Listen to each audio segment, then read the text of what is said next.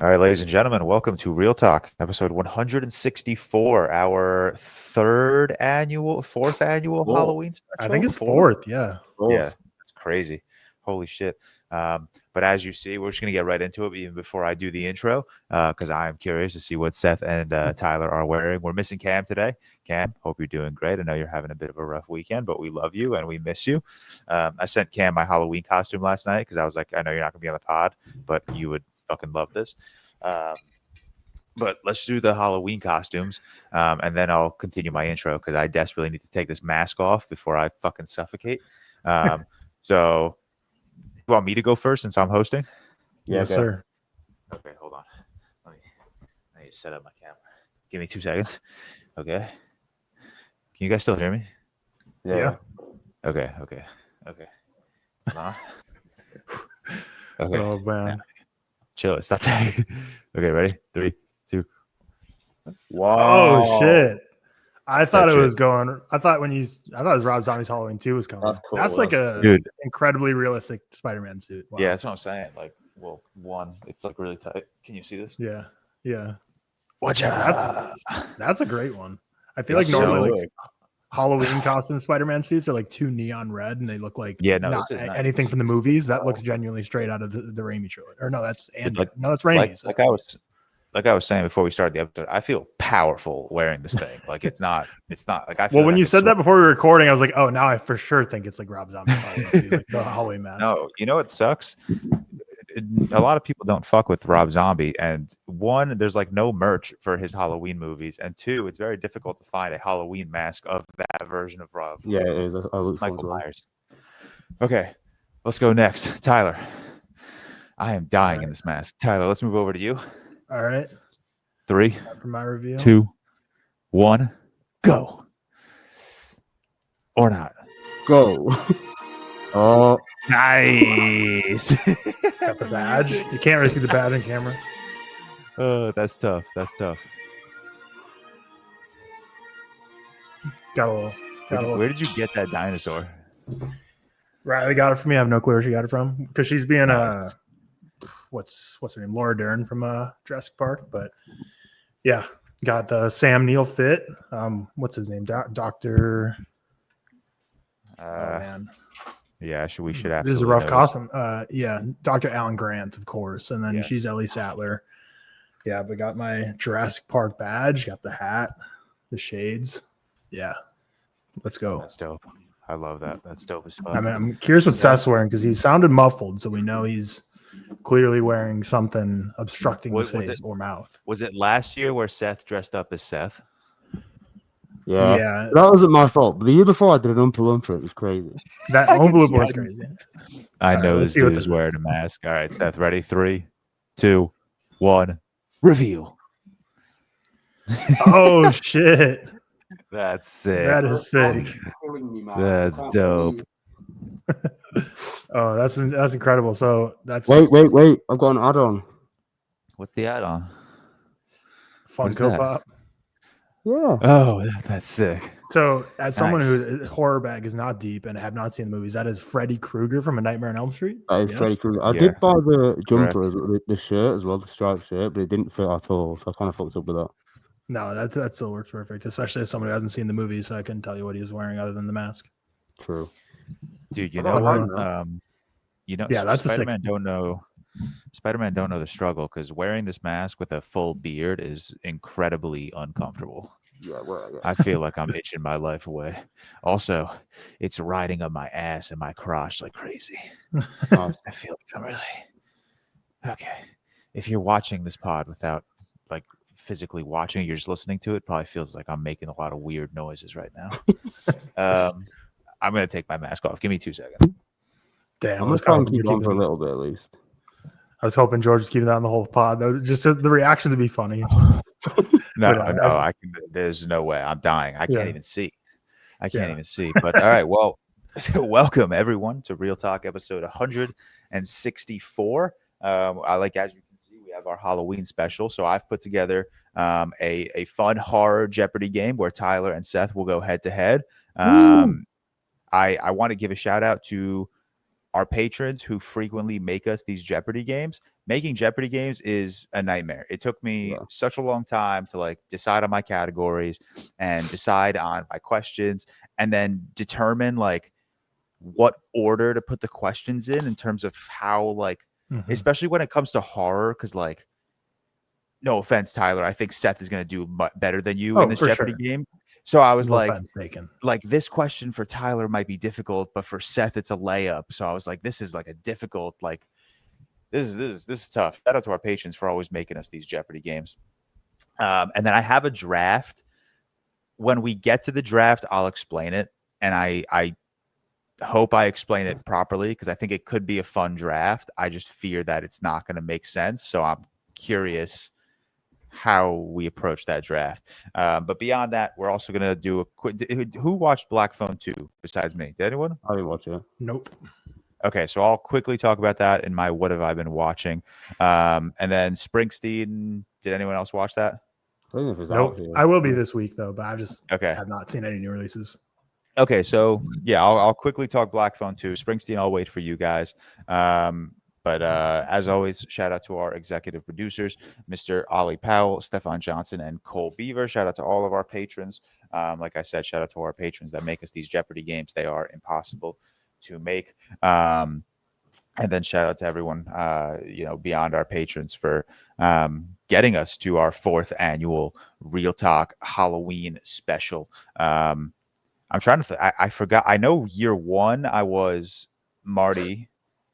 Year 3 last year. What was Seth year 1? He was Seth was the nut. I was Ted Lasso. Yeah. Cam was Batman and the undersized Batman. Cam was Batman. Yeah. I'm forgetting what I did. Year 2 I was the clown Pennywise. Yeah. And then year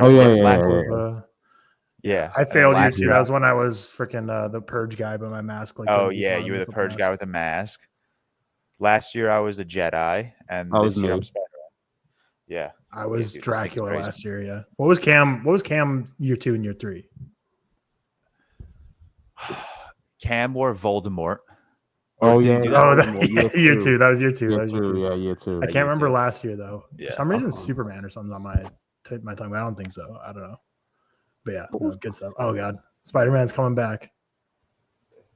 That's the question. I wouldn't be able to Garfield Spider-Man. Yo, are you guys watching this? Yeah, of course. Watch.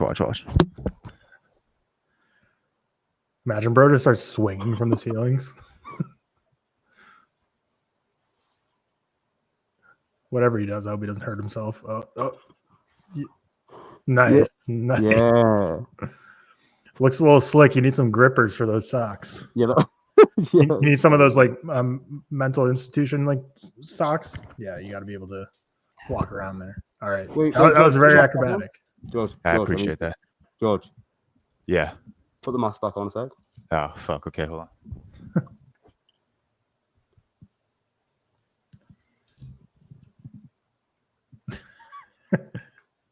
Close. Sideways a bit.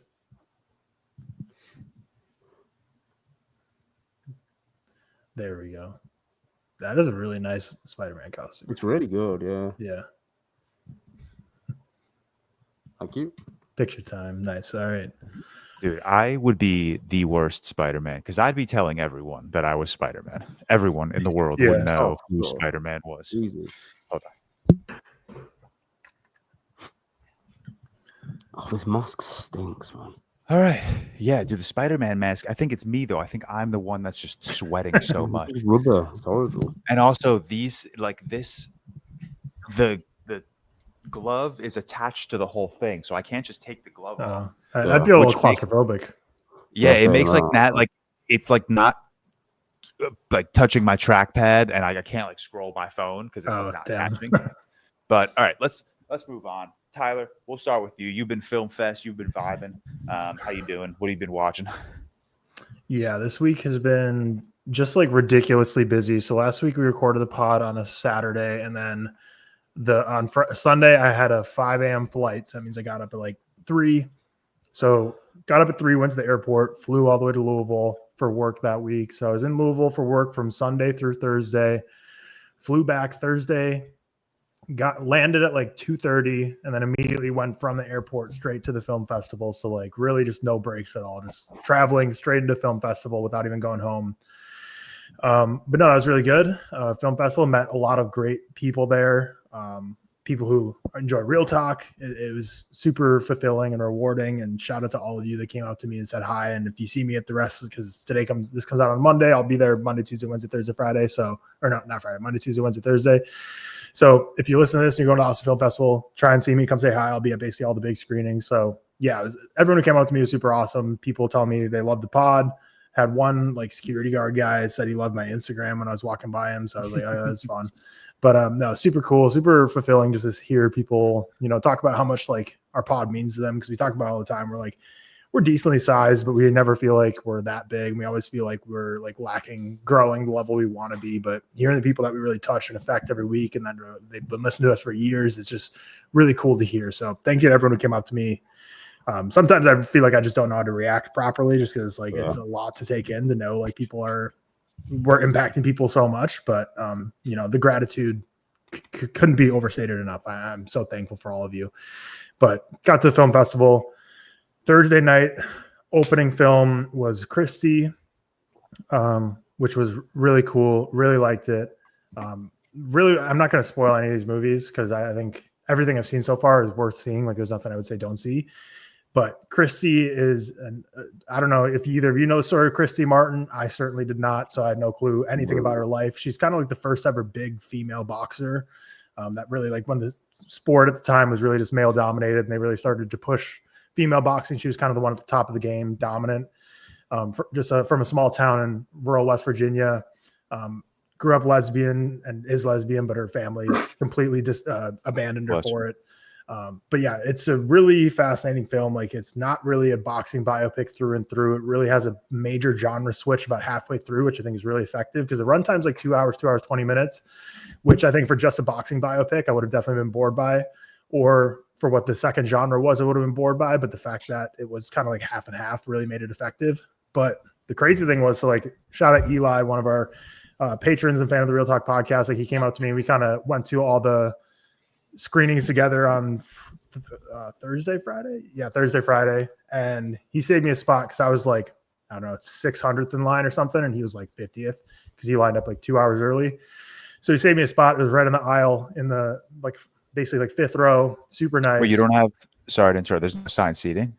No, there's no assigned seating. Really? So everyone's guaranteed a spot. Like, because basically once you get in line, they hand you like a little ticket that doesn't tell you your seat, but it just says like you have an admittance to the theater, so they know what the capacity is. Because the big screenings are at this theater called the Paramount Theater in Austin. It holds like 1,200 people, so really huge theater with like an upper deck and sides and everything. But I was in the lower deck. He saved me a spot. So I sit down and like they introduced the film, and it was David Michôd, who also has done like The King, most notably. You guys probably know from him. And he co-wrote the movie with his wife. And they both went up there and introduced the film.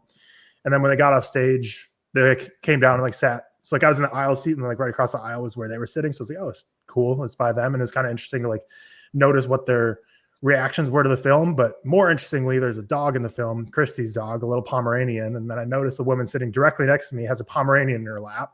And me, like an idiot at first, I was like, oh, that's cute. Like Christy probably had a Pomeranian growing up, and now she just always has Pomeranians the rest of her life, not realizing like obviously this film was filmed a year ago, so it's just the same dog. But in my mind, I'm like, oh, like as a child, because the movie's like in the 80s, I'm like, oh, as a child, she grew up with one, and now she still has one, so I'm like an idiot. Then I realized like the Pomeranian was it did not want to be in that theater, it just kept like walking around, going up to people. It was on a leash, but like that would piss me during the movie. Yeah, it wasn't too crazy. Like, I mean, it was a leash that was like 2 feet long, but I was within like a 2 feet radius, so I was close. Yeah. But it's a dog. Yeah, it was on her lap the whole movie. But basically, without spoiling anything, like once you see the movie Christie, like the story is insane, and the third act is so insane. And being next to the real person from the movie, I was like, holy shit! Like, because being next to the director and the cast is one thing, but like I wouldn't really get like starstruck about like a movie they're acting in, but like being next to like the subject of the film and like seeing something like incredibly horrifying happen in their life, and then be like sitting next to them, like, damn, like you're like that's you that this is happening to up there right now. And I'm like just really like uncomfortable, but like in a really empathetic way. But just really touching film and incredible film. And Sydney Sweeney, I genuinely think, like, I know a lot of people are out on her for many reasons, not just acting, but I can't deny it. Like, I genuinely think it's one of the best performances of the year. I think she absolutely crushes it. But the movie itself, I really enjoyed. Really like Christy. That was a big surprise for me because I had like 2 mutuals that had seen it already, and they gave it like a 1.5 and a 2. But I really liked it. And, a lot of mine are positive when I looked before. Yeah, it's kind of polarizing. I've seen some people really hate it, and some people end up liking it quite a bit. But I highly recommend it. I mean, some of it's probably just like the emotion of sitting right next to Christy Martin herself during the movie, but still, it was really, really special screening, really emotional screening, especially once everyone sees what her story is, and really powerful to be there. And yeah, go ahead. I was going to ask, do they do like intros or Q&As at the film so fest? They did. So it was just the director and the writer who introed the film, but then after it, like Christy went up and they all did like a Q&A together and answered questions. And that was really good. Really, really solid stuff. But the rest of the cast is great. Ben Foster plays her husband and he's incredible in it. And then Katie O'Brien's in the movie as well. And those are kind of like the major actors that are coming to mind. But Christy was a surprise of the festival so far, I might say that way. After Christy, I saw Gus Van Sant's Dead Man's Wire, which I liked. I wanted to love. Bill Skarsgård. George, did you see that in New York? I know it was at New York, but I don't think you saw it. No, I did not. Yeah, so Bill Skarsgård gives one of like the funniest performances of the year because it's based on a true story, basically, of a guy who he's trying to like acquire this building for a real estate deal he's trying to do, but then this mogul who owns the mortgage company, played by Al Pacino, like kind of screws him over, and he's like an insane man who like snaps, and he takes his son hostage, and it's called Dead Man's Wire because he basically puts a shotgun around, like on a wire around the son's head, and the son's played by Dacker Montgomery. So like if the son like moves away like further than an inch or two, it like automatically pulls the trigger. So it's like a hostage like saw trap basically, and there's a true story that happened in the 70s. And Bill Skarsgård plays this insane person so hilariously, and it's like a performance. Like he plays villain so well. I don't think I would have liked the movie as much if it wasn't for him. But it starts off incredibly fast with like this whole hostage situation happening, but then it just drags a ton in the middle. It's only like an hour, 40 minutes long, but it still just felt long. It's still a 3-star. I really enjoyed the movie. But it was like on track to be like hidden gem of the year territory, where it ended up just kind of being like, oh, it's okay. All-time Al Pacino phoned in performance. He's just on the phone in like one scene from like his beach house, and like I genuinely think it might just actually be his beach house, and he's like, yeah, sure, show up to my house and like film me talk for 20 seconds and I'll be in your movie. Like his all-time phoned in Pacino performance. But Coleman Domingo's in it and he's great. So that was day one. Day two was Friday, and that was a chaotic day where we went to No Other Choice first in the IMAX at Austin. Seeing that in IMAX was incredible. That is Park Chan-wook going absolute God mode. George, I know you saw it as well. Yeah, very good. But especially the third act, he's just like showing off with like the camera he's doing and camera work he's doing, the editing. I was like, dude, this guy, he's operating on an insane level right now. The story is the only thing like holding him back from being like a true masterpiece for me, because I was like, didn't love it as much as I wanted to. But everything like technically about the movie, like the score, the sound design, the cinematography, editing, was all like some of the best stuff I've seen in this decade. It's just I wish the story was a little more landed for me. But funny film, incredible film. But then that movie ended at like 6:45, and Wake Up Dead Man started at 7:30, and it was a 25-minute walk away. And you have to be, so basically there's 2 passes for Austin Film Festival. There's a pass line and then a badge line. So basically, if you have a badge, which I do, you have to get in there with at least 20 minutes before the movie starts, because you get first priority to like getting seating, and then everyone with the badge or a pass or whatever gets the rest of the seats basically, and they fill up after that. And if you get there with it after 20 minutes before the movie starts, you have to go to the back of the general admission line. So it's like, and with Wake Up Dead Man was such a popular movie, like there's no way that would have happened. So Eli and I, like the movie ended for No Other Choice. We run out of the IMAX, call an Uber. Uber pulls up on the side of the road, picks us up, drives us there. We didn't even tell him we were in a rush or anything, but dude straight up ran like a red light. It wasn't even one that like was turning yellow then red. Like it was just like red the entire time, and he was pulling. We're like, oh, like doesn't seem like he's slowing down. Then he's like go straight through. Like, oh, okay, that's exciting. So we booked it there, and still we're like 600th in line. We had to be in the upper balcony for that one, but still a great experience. Ryan Johnson was there, Thomas Hayden Church. They introduced the film. And then Q&A after. But Wake Up Dead Man I really liked. We'll talk about it more when it comes out on Netflix in like a month, but I'll basically say it didn't hit as much as Knives Out, but definitely hit more for me than Glass Onion. And Rian Johnson definitely takes a different approach than the other two, which I think is very welcome, not just because I didn't love Glass Onion, but if you're going to keep rehashing the Benoit Blanc mysteries, you got to keep them fresh in your approach. And Josh O'Connor, I just love. He's so incredible in this. And I don't think the rest of the ensemble is used as well as the other previous two movies. It's mostly just like a Josh O'Connor, Daniel Craig movie, but it's I really liked it. And I think I actually might like it more on rewatch, even though I've seen some other people not love it as much. Knives Out movies are just so comfortable for me.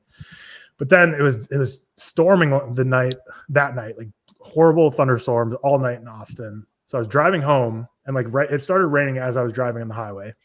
So I turned on the freaking windshield wipers. I don't know what was wrong with it, if something was jammed in them or they were just super dry and caked on.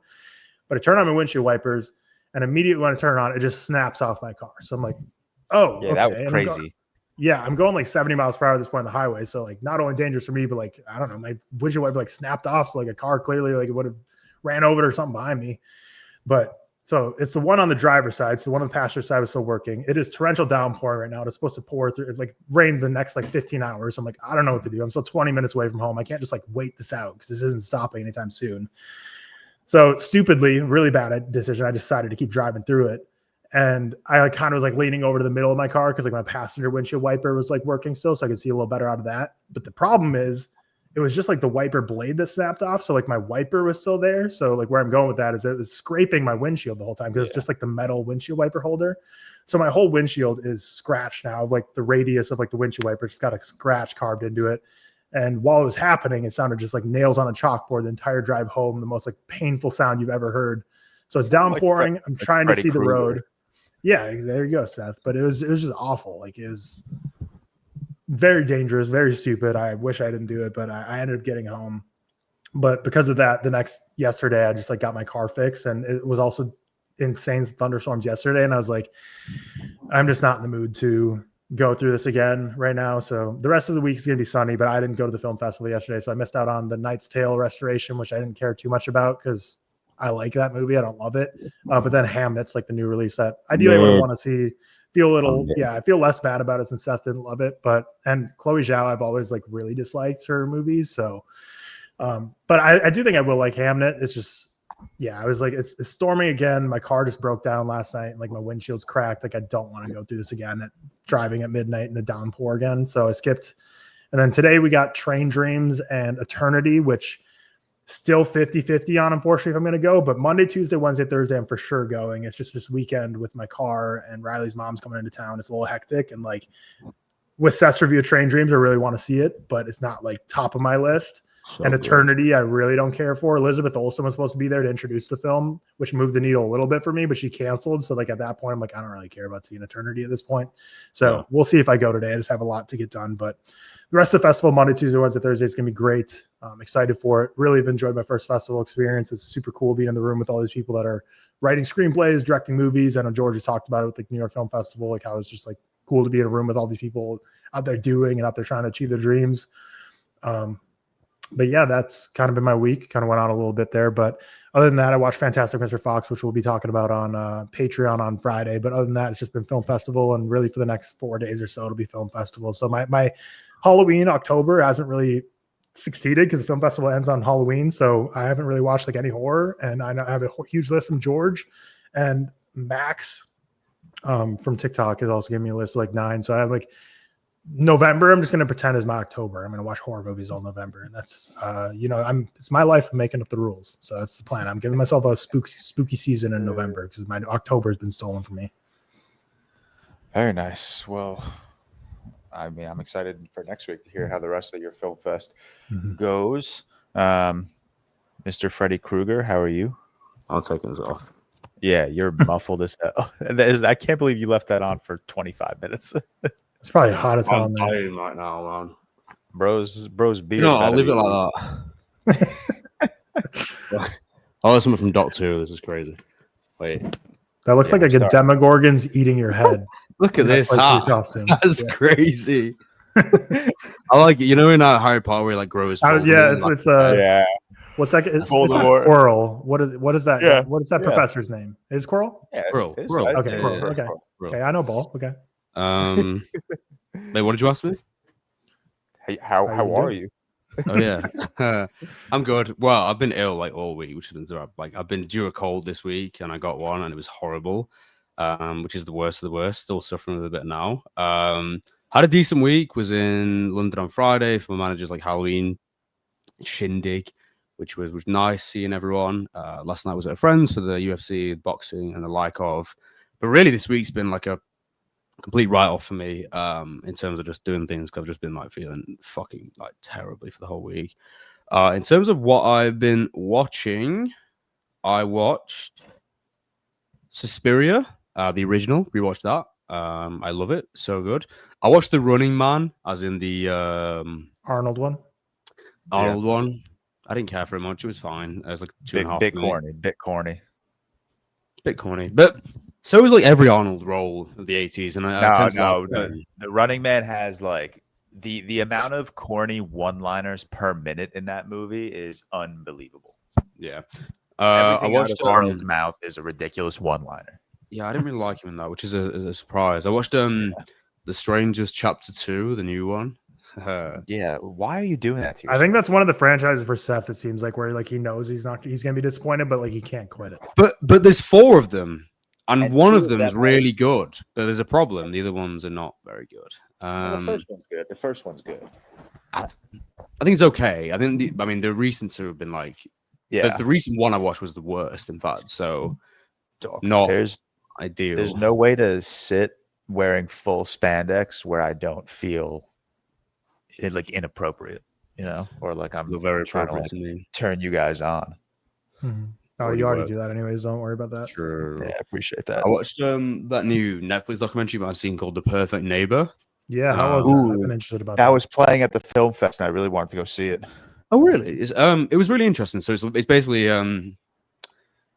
I don't know when it was. I think it was 2021, 2022. I can't remember the year now. And it's all done by the POV of like the officers' body cams and CCTV on this really, really tragic, like sort of neighborly murder that occurred. It's really, really sad. There's a particular scene or moment that's like really devastating. It's all like 90 minutes just captured by them. It is really, really good. And I think it's something, Netflix has got a lot of heat recently, and deservedly so, for some of the stuff they put on, like the what was that show that was on recently about the guy who like dug up graves? Ed Gein's story or something. Yeah. And they obviously did. It's some guy who like dug up graves, and they did like the Monster one, the Jeffrey Dahmer like series and stuff. They've done a second one of those. There's another one that just came out. Yeah, they're making like a monster verse. But like the thing is that with Netflix, I think they need to stop doing the dramatic recreations. I know they're super popular, but they're like actual documentaries like people love too. Like the one about that like mom texting her daughter to like kill herself and like was like cyberbullying her own daughter, like the real documentary series that just came out. Like people love that and ate that up. This one was really good. Crime. It's like a real documentary as opposed to like fantasizing stuff. But this one was really good. I've been interested in that. Yeah, highlighted many of the downfalls of the current, corporatization of America and the police system. It was sad. It was sad. I watched George. Have you seen House of Wax, the remake from 2005? Well, everyone's been logging that over the last like 2 weeks. Shit is crazy. Like actually creepy as fuck as well. Like I think you'd really enjoy it. Like it's kind of half like ambient creepy horror and then half like full out like slasher. But the kills are crazy. The fact that it's just like a city of wax people, it's insane. Like it's insane. It's creepy as fuck. That movie was an all-time movie that was always on like basic cable, like ABC Family or something, or not, whatever, like maybe FX or something growing up, and I would always scroll past it. I'm like, nope, too scared, get off of it. So I've never seen it. It's kind of creepy. 10-second snippets of it, probably 1,000 times. Just guys scrolling. Really good. I was really impressed by it. I rewatched After Hours because nighttime watch, and then yesterday I rewatched Videodrome, which I liked even more this time.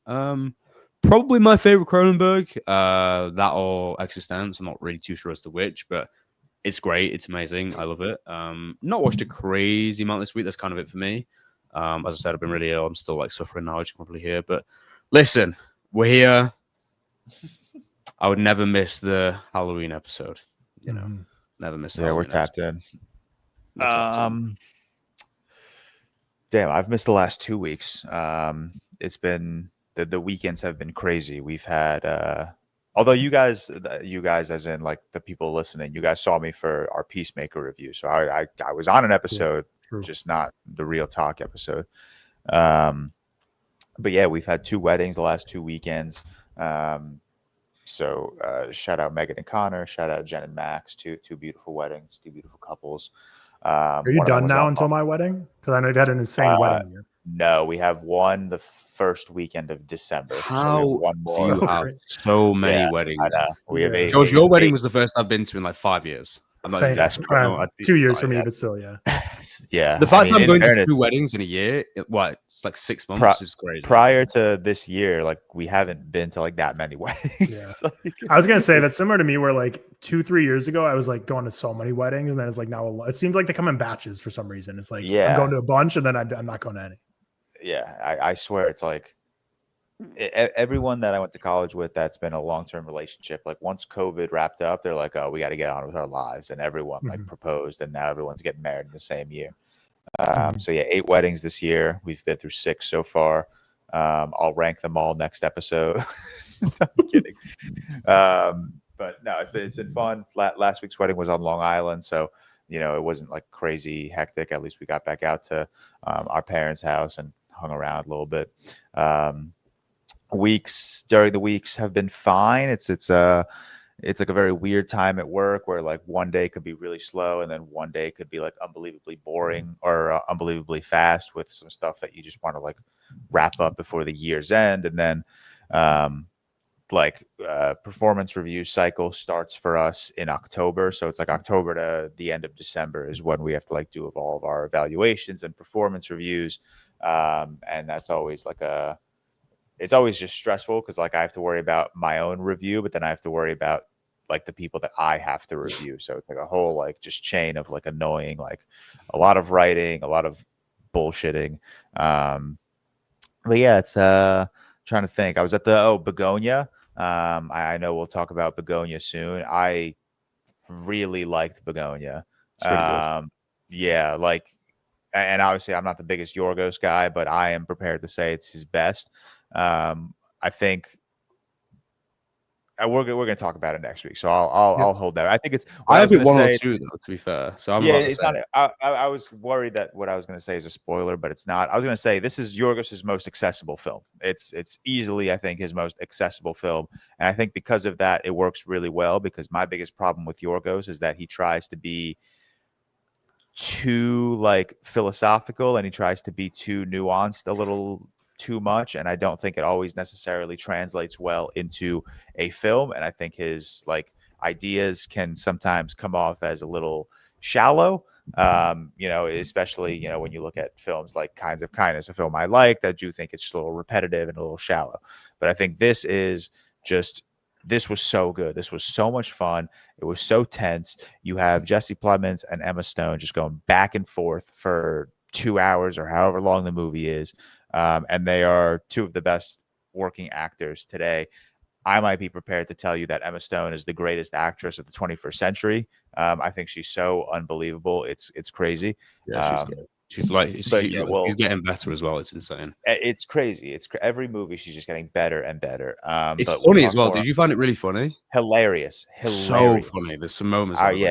So funny. But then you have like jaw-dropping moments. It was just a really like perfect combination of like a typical like Yorgos aesthetic and just like something that's more like feels more like an accessible blockbuster. Like I don't want to like. I don't mean that. Like, I know some people are like, oh, why are you disrespecting a auteur film, calling it a blockbuster? Like, no, it's a very accessible film. But yeah, we'll talk about that next week. I'm excited. I am hoping to rewatch it this week once before we talk about it. But I was at that premiere. The premiere was awesome. I got to talk to Josh Safdie for like 30 seconds to tell him that I was at Marty Supreme. So that was very cool. The event was awesome. It was at the Museum of Modern Art. It was the 3rd event I've been there. I was there for a Real Pain premiere, and I was there for Kinds of Kindness premiere. So they always put on like a really good, nice, fun event. Movie-wise, I'm very proud of myself with how much new horror I have watched this year. I had put together like a list of my priority horror watches that I like really wanted to prioritize. The list is 57 movies deep. I've seen 21, so I'm pretty happy with that number. 21 new movies is awesome. So I'm going to go through all 21 real quick, very quickly, and I'm going to tell you if they're worth the watch or not. And I'll tell you if you're wrong or not. That's also fair. Me too. Amityville Horror, 1979. Cute, cozy, Long Island aesthetic. Yes, it's worth it. Can be a bit boring at times, but it's good. Agree. The Nicole Kidman starring Birth, 2004. What's his name? Jonathan Glazer. Jonathan Glazer. Yes. Yeah. Very good. Gave me like the vibes of the others. The other Nicole Kidman, very like spooky, very meditative.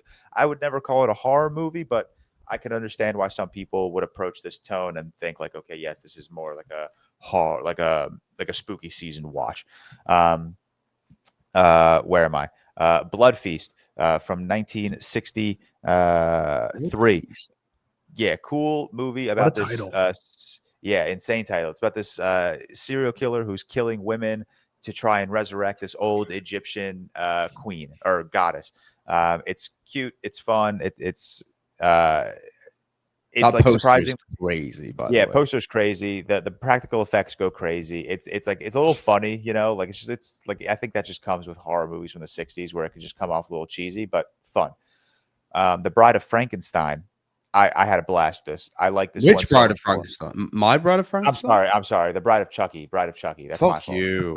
Yeah, Very my different. fault. Why'd you Yeah. fucking blue ball me like that? That's I'm so crazy. sorry. The Bride of Frankenstein is on my priority watch list. I just haven't gotten around to it. But The Bride of Chucky, I liked it so much more than Child's Play. It is so much fun. It's so stupid and funny and corny, and it's just like all of that in the best way possible. Just this year, Clown in a Cornfield. A little stupid. I didn't love it. I thought it was like a very like kind of tropey horror slasher. Nothing offensively bad, but nothing you haven't seen a million times in slasher horror. I wouldn't really consider that a necessary watch. The Curse of Frankenstein. I did not realize this was like the 4th or 5th movie in the Frankenstein franchise, so I skipped over a bunch of movies, so I was probably a little lost. But nonetheless, I had a good time. Whoever played the main character, what's his name? I'm forgetting. Peter Cushing absolutely carried. I didn't care for most of this movie, but Peter Cushing's performance is really awesome and really fun and really kind of like heartbreaking at times. The Devil's Rejects. Mr. Rob Zombie, the sequel to House of a Thousand Corpses. I might like The Devil's Rejects a little bit better. It is re-releasing in IMAX soon. Really? I'm very excited about that. Yep. Yeah, I mean, I think they're both great. I think they're both really awesome. I like that that grimy grunge punk rock aesthetic. And I think The Devil's Rejects is also just like slightly funnier movie. And also House of the Thousand Corpses kind of reminds me of like a little bit of like a Texas Chainsaw Massacre, which kind of makes me like so uncomfortable to watch. Watched this movie from 2015 called The Final Girls. It's about this girl who lost her mom in a car accident, and the mom was a final girl in a horror movie from a couple decades ago. And the girl gets sucked into the movie, so she's like grappling with like seeing like her mom, who technically like isn't her mom because it's the character her mom is playing, and then she also has to like obviously survive the slasher night that's going on at this camp. Good fun movie, definitely surprised me. Nothing special. Victoria and I watched a movie called Frankenhooker. It is about this dude that lost. Yeah, Frankenhooker. Really insanely domeless movie. Seth, I'd love you to watch this movie. It's about this dude who loses his fiance in a lawnmower accident. But he's like a genius scientist, obviously. And he resurrects the fiance by taking like pieces from prostitutes, like pieces of prostitutes' bodies, and like turning her into a Frankenstein hookers monster. I don't know if I want to watch it. Victoria gave it 0 stars. Yeah, Victoria did not fuck with it. I go no rating on this one. She goes, no, that's a 0 star. I go, okay. I watched The Haunted Palace. I've watched Jesus Christ, some Roger Corman. I watched The Haunted Palace, and I also watched Jesus, dude. It is impossible to navigate on a touch screen with this fucking glove on. but I watched the 2 Roger Corman horror movies, The Haunted Palace and House of Usher. Haunted Palace, really liked. Really cool aesthetic, awesome like use of fog and shadows and dark lighting. It's about this dude who was burned to death in like 1760 because he was accused of witchcraft. And as he was dying, he said he's going to put a curse on this town. 100 years later, his great grandson comes and he's played by the exact same character. So the thing is like, oh, they're identical. This is like him reincarnated and he's here to haunt the town. Good movie. Really like that movie. Is House of Usher anything to do with? Is it anything? Yes. At all? Yes. Okay, It's Edgar Allan Poe's Fall of the House of Usher. Yeah. Okay, yeah. House of Usher. It's very interesting watching Roger Corman's House of Usher after watching Mike Flanagan's Fall of the House of Usher, because they are so totally different in storytelling. They're so totally different, obviously, in like aesthetic and vibes. I don't think I found this House of Usher all that intriguing. I think it could be a bit boring at times. It was really just about this guy who goes to the House of Usher to retrieve his fiance, but the older Usher, I forgot what his name was, doesn't want them to marry because he wants to end the Usher bloodline because he knows they're cursed. So the whole movie is just like set in this house. It's a little one note. There's no like insane climax. There's no like, rewarding finale or anything. But it's good. I nearly watched the show the other day. Like I was so close. The show is very good. I really like the show. I watched House on Haunted Hill, both the 1959 original and then the 1999 remake. I think I like them probably equally, maybe the original slightly more. I love that aesthetic. I love the story. I think the story just really like intrigued me, just bringing a bunch of individuals to a house and just saying, hey, survive the night, and then shit goes, haywire. Yes. Both of them really fun. I loved how like the 1999 version kind of leans more into like horror comedy a little bit. Like there are scary moments, but it's not very scary. It's more like corny and fun. But yeah, good movie. I watched Killer Clowns from Outer Space. It was fun. Yeah, fun, So totally fine. Yeah, like perfect movie to watch. Stupid. So stupid. Oh, Yeah, what a film. perfect like late night edible, don't know what else to throw on kind of movie. It's crazy. I need to rewatch that. Yeah, so stupid. Lords of Salem, another Rob Zombie flick. So good, really good. Maybe my second favorite aesthetic of any Rob Zombie movie. Obviously, Halloween 2 would be number 1. But Lords of Salem was awesome. It was really creepy. It kind of gave me like Evil Dead Rise gives me Lords of Salem vibes a little bit. And obviously, I love Evil Dead Rise. So Lords of Salem really hit. Probably my second favorite. I should rewatch Zombie, maybe. I watched the Night of the Living Dead remake. Potentially better than the original. I'm not gonna lie. I think I liked it a tad more. Really, that's very interesting. Yeah, I rewatched the original in theaters like a month or two ago. Yeah, and I was like, this is great, but this is not like, I would never call this one of my favorite horror movies ever. Because I didn't mind when I watched the remake, I actually thought as a remake goes, it's pretty good. But I thought it was faster. I think it was more tense. I think it was more intriguing. I liked everything with the town a little bit more. Obviously, no shot to the original. But there are just aspects of this remake that I think I just prefer to the original.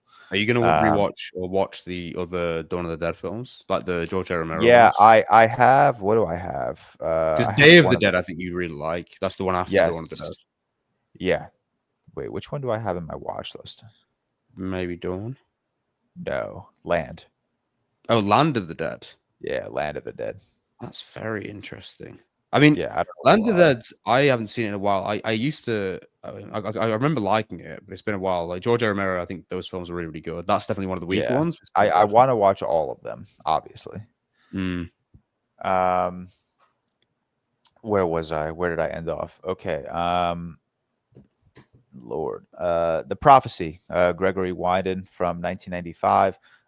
This is a very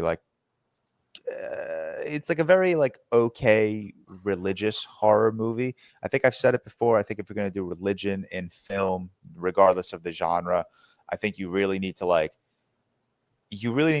say something different. Whereas like this movie is just very much like Gabriel comes to Earth because he needs to find something. That's it. Like there's nothing that made me like think. There's nothing that really challenged me in this film. Cool aesthetic, cool vibe. I love like that, like, kind of gothic horror vibe that you get with it. But it was a little like flat on the screenplay side. Psycho remake, 1998. Liked it. I really liked it, man. I was surprised. I think I did text all of you guys when I was watching it. I know it's a hot take, but I like it. It's definitely not better than the original. I'm not going to be that insane. I love Vince Vaughn. He's actually good. I think Vince Vaughn was fucking great, man. I think genuinely he was so good. He was so creepy. He was so like funny. I like it. It's the same thing with Night of the Living Dead. I kind of liked like the urgency of this remake, where it just felt like a little like fast pace, more tense. The conversations felt more pulsating. Just a very interesting experience, because I was very surprised by like how quickly I was like really propped up, locked into this movie. And then the last movie I watched, it won't be the last. I'm going to continue trying to run through this priority watch list. But I watched The Snow Woman, Takuzo Tanaka from 1968. Cool, man. Really cool story. I said this in my Letterboxd review. The movie is an hour and 19 minutes. And it still feels like it really took its time to like unpack itself. It's a very rewarding experience. It's the movie opens with this snow woman who kills this guy's master, and she tells the apprentice, if you speak of this night, I will come back and kill you. And then the movie kind of like pivots. It goes, you follow this apprentice through this like sculpting challenge that he's in. He gets married, he has kids, and then it just kind of unfolds back into the original story that it opened up within The Snow Woman and that night. So it's a really cool movie, really awesome aesthetic, really cool use of light and shadows, like I said with other movies. But those are all the new horror movies I've watched. Last night I saw God. I don't know if you saw that. I got to see. I thought you were just saying that. I was really confused for a second. No. I got to see. Rob Zombie's Halloween 2 in 35 millimeter print at the Roxy. Oh, guys, was he there? No. So funny enough. First of all, shout out to Roxy. It was my first time at this theater. It's like a really small theater. Like it probably can seat no more than like 75 people, maybe even less. So really small theater. It obviously was not a full theater. Like it wasn't even remotely packed. It was probably like 35 to 40% full. This guy comes out, intros the film, gives like a really awesome like 10-minute intro talking about the history of this film, the history of Rob Zombie approaching the Halloween franchise. And it was really cool. I was with Alex and Liam. Liam had never seen Halloween 2, and he's not a big horror. He did like it, but he's not a big horror guy, so he was jumping. It's also a very small room, so like big bangs are echoey. The speakers like right above you and right to your side. Like I was watching this movie and I felt like I was being hunted. Okay, I felt like I was unsafe in that theater. It was insane. But really, it's always just, it doesn't matter what you watch. It's always cool watching one of your favorite films on the big screen in restored print. It's just always such a cool experience. And you guys know how much I love Halloween 2. I know like the amount of, you don't speak about it, George. I know the amount I can like name drop it can feel like gimmicky at this point, which it probably is. But I really do. Like I was sitting there last night, man. I was just like, this is so good. Like this is a movie that unfortunately speaks to me. And it's just like I was obviously cooked on an edible last night, and I was just like, this is such a good movie. Like it's very, very good. It's just so good, man. I love this like brand. Like every Halloween movie has tried to recreate the magic that John Carpenter was able to capture, except Rob Zombie, who was like, fuck it. If I'm doing Halloween, I'm going to do it my way. I'm going to give. That's what people didn't like. People are scared of change. And see, like I get that, but like the same people that are sitting here like, oh, I love Toby, Tom, and Andrew as Spider-Man. Those are completely different iterations of the character. If you don't like this iteration of Michael Myers, that's fine. But not liking this movie because it is a change of style within the character, I think is just a really He's lazy the excuse. craziest Michael Myers, though. Yeah, dude, he's Like, it's a insane. body. He's a He's demon. a. in this. I Ubered Like, home. what? Sorry, what I like about it as well is like the contrast between. I think in Halloween 1 and 2, 1 I like less, but 2 especially like handles the PTSD of the moments that Roy Child experiences, and it kind of it does this thing right where it humanizes Michael Myers, but then simultaneously it doesn't because it has him in his like most largest and scariest form, whilst also giving him more humanity, kind of like Dude, Frankenstein, Frankenstein monster sort of thing. Crazy. He was catching bodies in this It's movie. insane. He's stat padding like crazy. Like, bro, no one told you to keep killing. But yeah, I think this is like the most psychological Halloween movie out there. Like, it is the Halloween movie that dives into the trauma and the PTSD of Michael Myers. Like, this is, I think, Michael Myers in his truest form. He is the embodiment of fear, and that doesn't come in just his physicality in this movie. It also comes in how psychological he can torment his victims. And trust me, I will defend this movie till the day I die. But it is understandably one of those movies where, like, if you don't like it, sure, I get it. But I'm just saying, if your reason for not liking this movie is strictly because of the change that it made from the original, I think that's a lazy way to engage with this movie. Things. I love it, man. I love it. I love it. I love it. So T-Dog, you gonna watch it? Yeah, I'm halfway through Halloween 1. Oh, okay, fair. You're fine. Make sure when you get to 2, you watch that in its fullest straight. Yeah, make sure you watch the director's cut. Okay, make sure you tell me when you're watching. That's good comms. I didn't even know there was a director's cut. Yeah. See, people don't know ball like I do. I watched House. I forgot to mention that House. As in 77. Yeah, House? Obayashi's House. Yeah, crazy film. So good. Did you not like it? I did like it. Okay. I think it's overwhelming, and I think it's overstimulating, and I think sometimes it's good overwhelming, and sometimes I was like, this is a little too much. Like, I'm not like every creative decision made. I was either I really like this or I really don't like this. I don't think there was an in between. I think sometimes it got a little too overstimulating.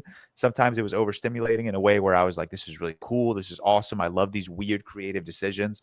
I love the story. I love houses in horror. I love when a house can become a character of its own in horror. Yeah.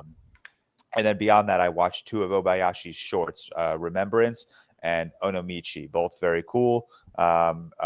Remembrance is just about this mother and son kind of like gallivanting is a horrible word to use. Kind of strolling through a cemetery. It's very ominous. It's shot on 8mm. It's very cool. It's very foggy. And then Onomichi is just like literally just shots of Obayashi's hometown, and it's just like a cool little love letter on 16mm. Very, very cool. But yeah, that's I've watched other things, but we'll keep this horror related. But all right, do you guys want to do? Wait, I have a question. Hold on, I forgot about the black phone. George, I have a question before you go. Yeah. What's your question? Do you guys think this is how dogs feel? Probably. If I was a dog, I feel like I'd do this all day. Can you scratch it with your foot? Bro, do you know what though? When I was wearing this on Friday, this is a crazy back scratch. Oh, true. It's actually really, really good. I might stop wearing it. Yeah, you've been, dude. This is. Yeah, I couldn't wear that. I'd feel really like restricted. Really, like, I don't know. Okay, this might be weird. I don't know if you guys can see, but it's like really like damn. Like it's really like popping up. And the only thing I'm wearing underneath this is a pair of briefs. So like I'm not wearing like a shirt. I don't know. You wouldn't wear a shirt. Like, fucking hell, you die. No, I'd be deceased. Yeah, you like that'd be fucking horrible. What were you saying? I was gonna say Black Phone 2. Like, should I do Black Phone 2? Like in When do you guys Black watch? Phone 2. I, Do Black Phone 2 while you're while we're doing the don't reviews even. and stuff. Yeah, don't even leave. I'm gonna spend 2 minutes on Black Phone 2. Okay. Black Phone, yeah. So I watched Black Phone 2 in Dolby. I liked it. I like these Black Phone movies. I love this, and this isn't a spoiler, but Black Phone 2, where Black Phone 1 was a horror movie, a mystery thriller kidnap movie with a few supernatural elements. Black Phone 2 is fully supernatural. And I've heard I that. loved that vibe shift. I loved because, like, again, no spoilers. Like, the grabber is dead. Like, he died at the end of Black Phone 1, and he is dead in 2. And he's like Freddy Krueger in Black Phone 2, where he's like haunting you in your dreams, right? And he's like a metaphysical kind of grabber. What I love about this movie, and what I am noticing is, I guess, pissing a lot of people off. This movie doesn't explain that. This movie does not explain how the grabber goes from being a normal dude to this supernatural being. And it's like, fuck it. Like, you're either on board or you're not. And I was on board. I thought it was great. I think Ethan Hawke is really good in this movie. He's so clearly just like having fun. Like, it seems like such a fun role to play, where like he's wearing a mask the whole time. He's like playing around with his voice and like the way he's like kind of enunciating certain words and lines of dialogue. I think Mason Thames is great. Mason Thames isn't even really the main character of this one. Where's my diary? I want to pull his sister. Yeah, his sister is like the main one. Damn, when the fuck did I watch Black Phone 2? I'm sorry. I'm struggling. Oh, there it is. Black Phone 2. Okay. What's this girl's name? Yeah, Madeline McGraw. She's okay. I hate to be mean. She was great in Black Phone 1. Grew up, and she maybe is not that great of an actress. Like, it happens. Maybe she, maybe this just isn't the kind of role she should be playing as she grows older. But I don't think she was that great. But the movie's cool. It's like a really cool, like, camp aesthetic where like no one else is at the camp except for them, plus like one of the counselors, because they're snowed in and no one else can get there. There are really cool moments, like really cool like dream sequence moments. All of the dream sequences are shot with Super 8 camera, so it's very, very cool. Like, every time this girl would go to bed and like it would be a dream, I'd be like, oh, I'm locked in. Like, I love this aesthetic. I love the Super 8 camera usage. I didn't even know that was a thing until I started watching the movie. I didn't know that was like a creative decision they had made, so it was a nice surprise. But yeah, I'm keeping this so short. I like these Black Phone movies. I do. I think they're so much fun.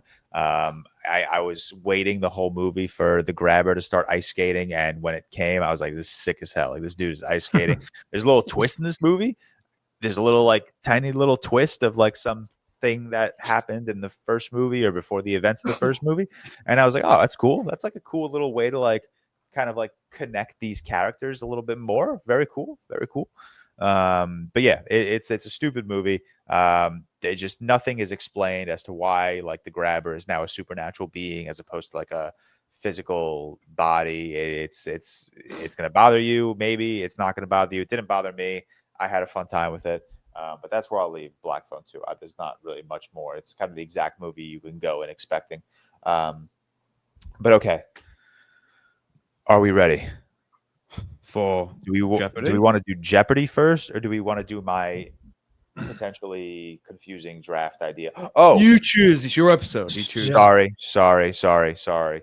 Before we continue, I opened my notes app and completely forgot I wanted to say this. You guys did the draft of the best seasons of television. I was not there, so I'd like to give you guys my top 7. You guys drafted 7 rounds. These are my 7 best seasons of television ever.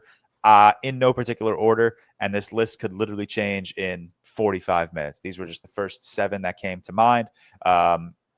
This is in no order, but I will save what is absolutely my number 1 for last. We'll get, I think, for me, 2 of the obvious out of the way. Game of Thrones. I prefer season 6. I know you guys had the conversation where you, I think, all kind of collectively preferred season 4.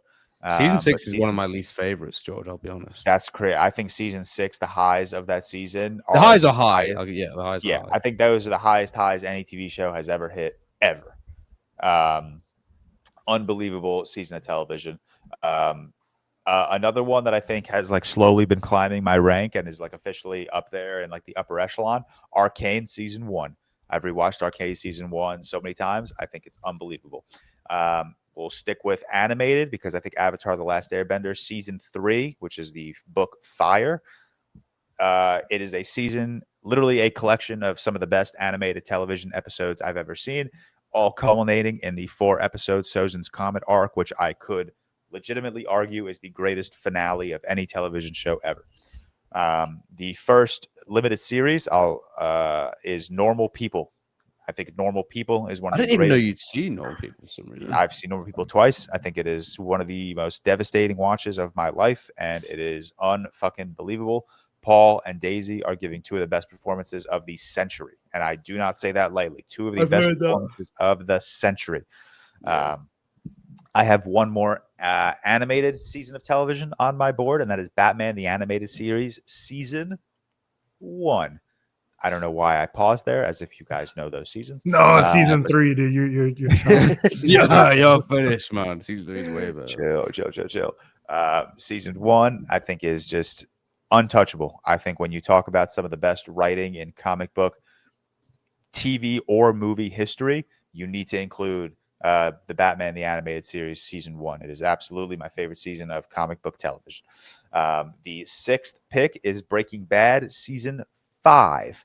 I think that final season, the arc from Confessions to Feline, is probably the greatest arc ever. To go from Confessions to Ozymandias to whatever the other episode's called, and then Feline. Who got season 5 on our draft? I have no idea. Was it me? I deleted the draft. I think I might have got it.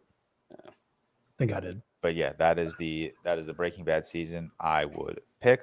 And then my number 1, I will argue this until the day I die. It has been what I've considered the greatest season of television since I watched it a couple of years ago. Limited series, The Haunting of Hill House. The single greatest season of television. Every time I rewatch it, I think to myself, this is the time where it's not going to hold up, and I'm going to not call it the greatest ever. And I'm proven wrong. It holds up, and it is the greatest season of television ever. Shout out Mike Flanagan. But okay. Jeopardy or draft first? You choose. It's your episode. You choose. Yeah, your episode. With great power comes great Do you want me to responsibility. choose? We are not going to choose. No, let's do Jeopardy. Okay, I was going to say Jeopardy anyway. So that's fine. I'm more concerned about the draft. The draft. How could you be concerned? I'm really intrigued as to what the draft is. It's a very it requires a lot of thought. Like, I'm almost annoyed I didn't tell you about it. Me and Tyler are capable of thought. We can do that. All right. Yeah, Jeopardy will get our brains warmed up. This will be good. True, actually. Yeah. All right. I need to share my screen. Jeopardy. Okay, can you guys see this? We Yes, can sir. see. Okay, George's Horror Jeopardy. Start. Okay, wait. No! How do wait?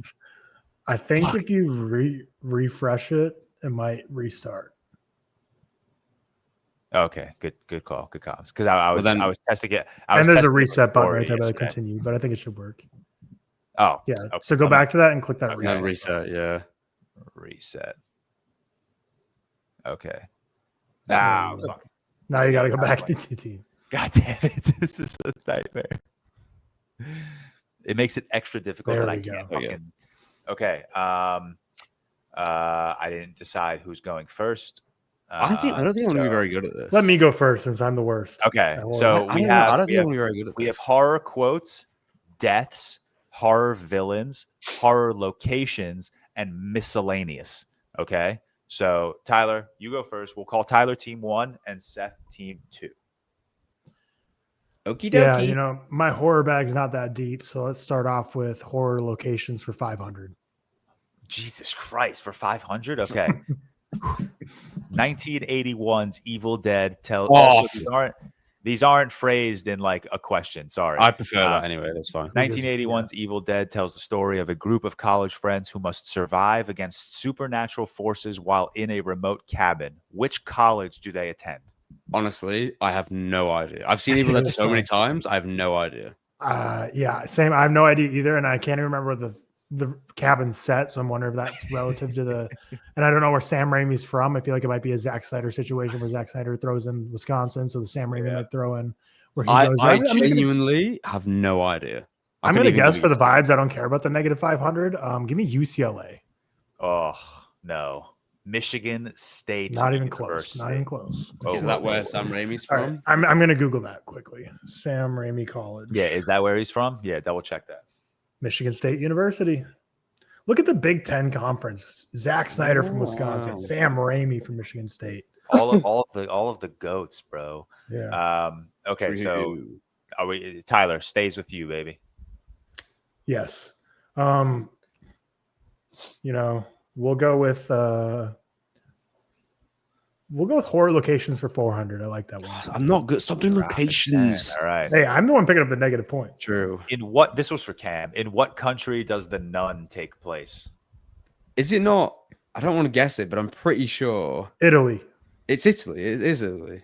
It is not Italy. It is Romania. Ooh, we're racking them up. I was so sure it'd be.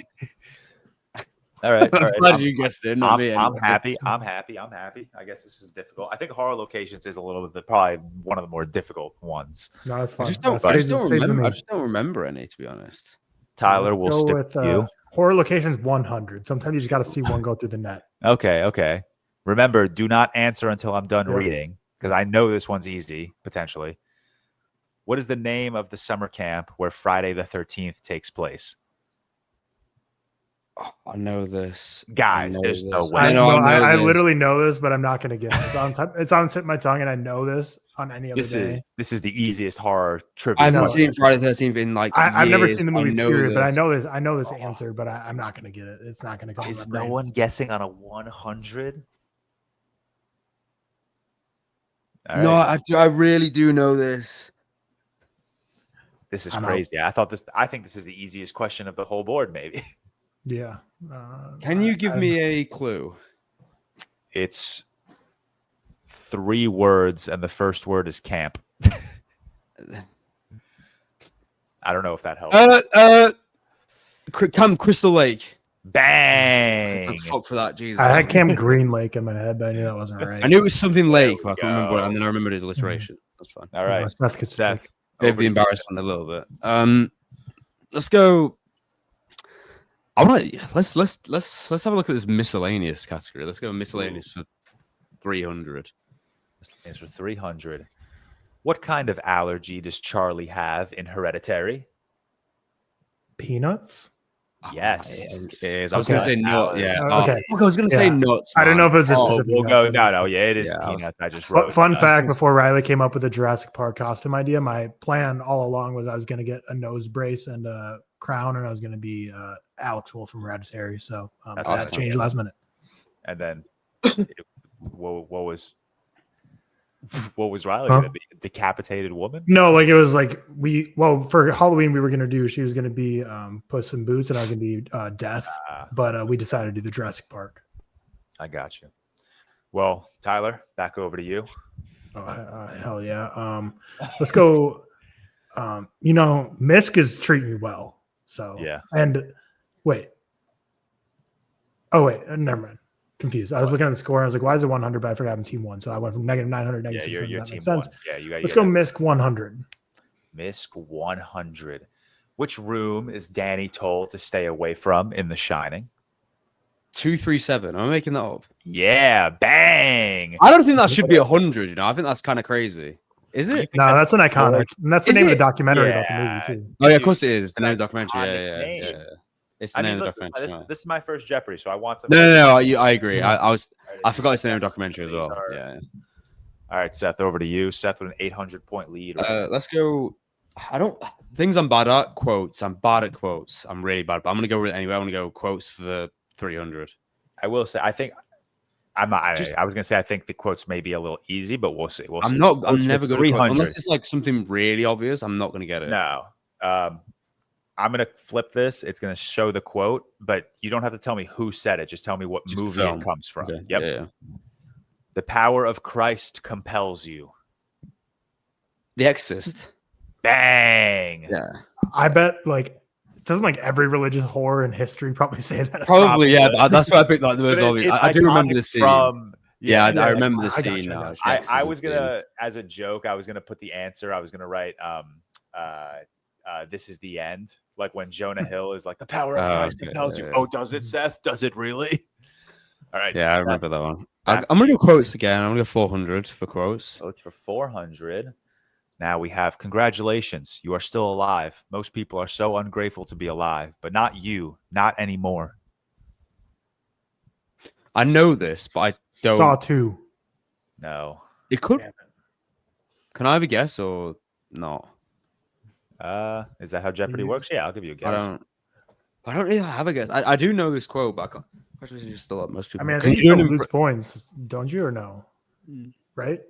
If 'Cause you you guess is wrong, yeah. Yeah. Yeah. I'm not But gonna you guess. I don't know it. And I Guess. That is Saw. Bro, are you kidding me? literally said sorry. it could be a sword. You were and it went, so oh, close. Oh, come on. Why did I you go haven't with seen 2? Why would you go with 2? Like, just I don't go know. with That's sword. Because I thought no one survived Saw 1. I guess that's when his assistant survived. And I couldn't remember if it was Saw 1 or Saw 2 when she survived. I'm sorry. Do you want me to give you those points? I'll give you those. No, points. no, I no, feel like no. no. I'm going to give you those. Should I give you those? Just don't I subtract. won't- think, I to be won't fair. subtract. I won't subtract. No Sorry, subtract, but I, no plus. I was getting stingy. Okay, back to Seth. No. Oh yeah, Right. me. Horror Yeah, quote's 500. Let's just tick that off because I'm not gonna. Let's just tick it All off. right. Let's just get rid of it. It's not the house that's haunted. It's your son. Oh my god, The Conjuring 2. Oof. Sorry. Fuck!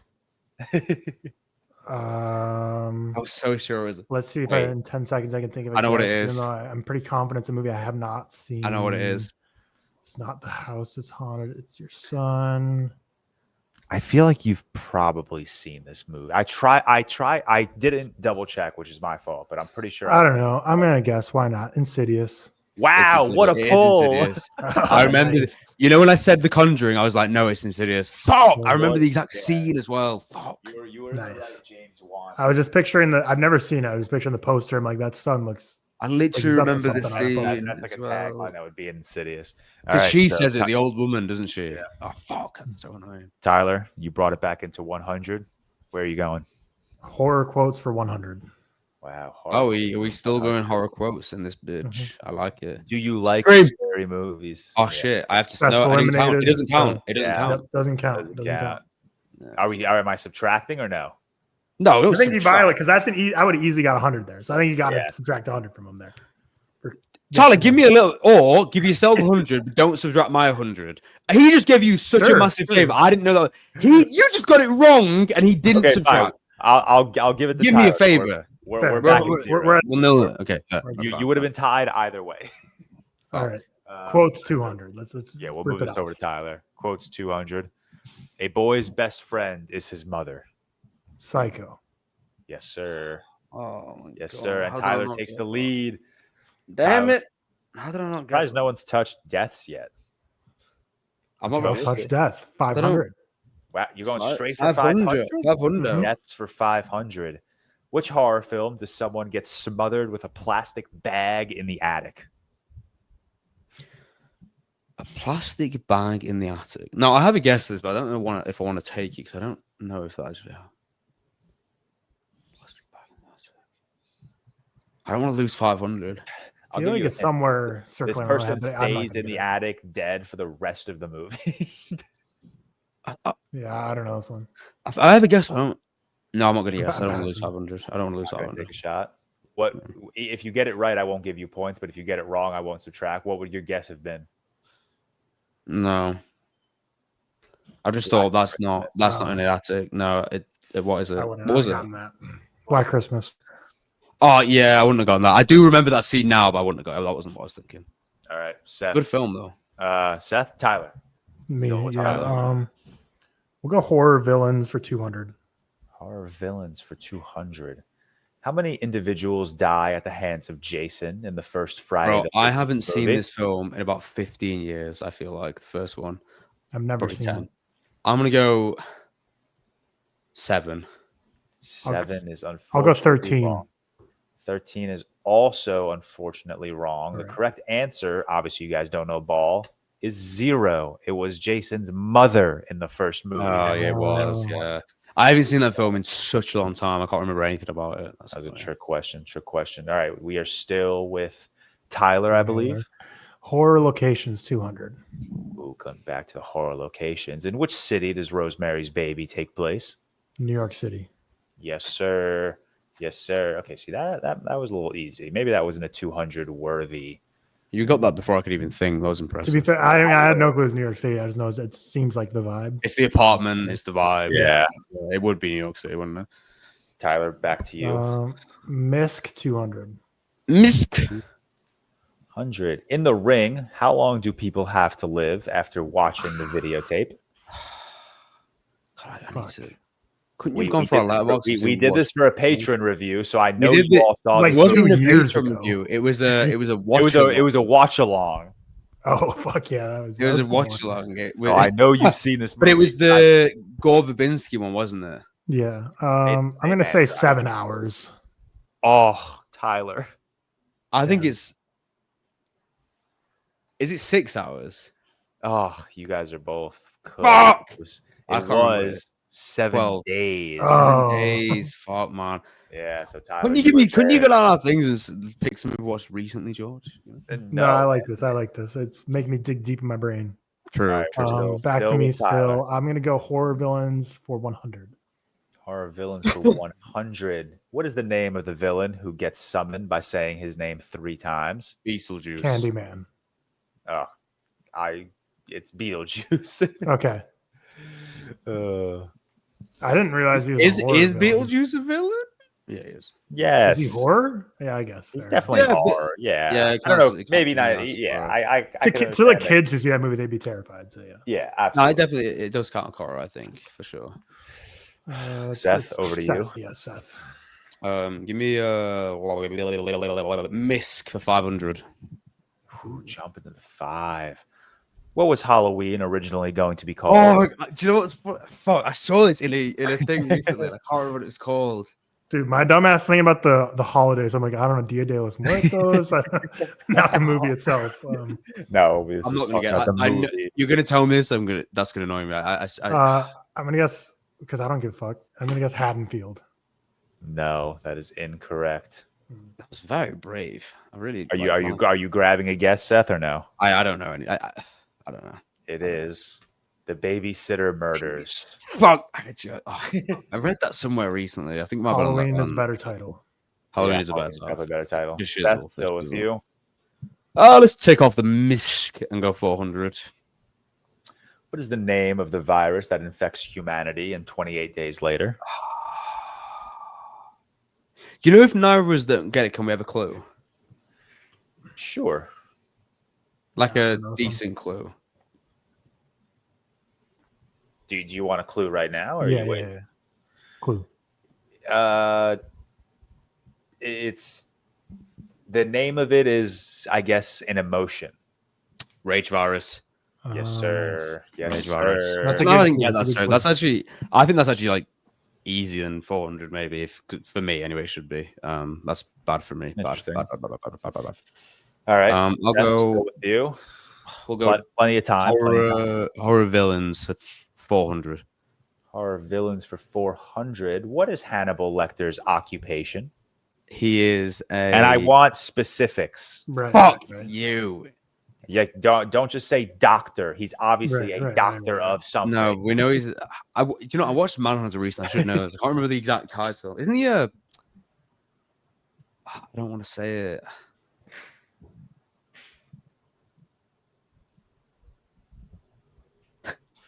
Okay, I'm gonna guess because. Wait, what Take a was this guess. for? What this is for 400 or 400, yeah. I'm gonna Yeah, guess. 400. It's a bit closer anyway. I don't think this is right. But is he a heart surgeon? He is Was not he a a- heart Fuck, surgeon. I don't know where I got that from. Fuck, man. I can't remember. Tyler, what it is. are you I'm not taking gonna a guess, I guess? don't know. No. Correct answer is forensic psychiatrist. Forensic when you think about it, it makes sense. I would have also accepted psychiatrist. don't know what Still with Seth. Still Seth. Horror locations for 300, please. The final horror location. What town does Jaws take place in? Amity Island. Amity. Yes, sir. Yes, sir.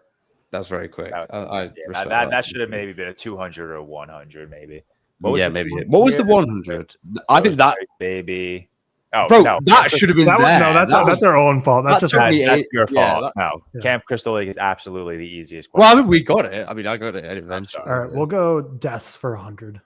Deaths, kicking off the deaths. Which horror film do we see a pair of characters incinerated because they're stuck in sunbeds? Final Destination. Oh yeah.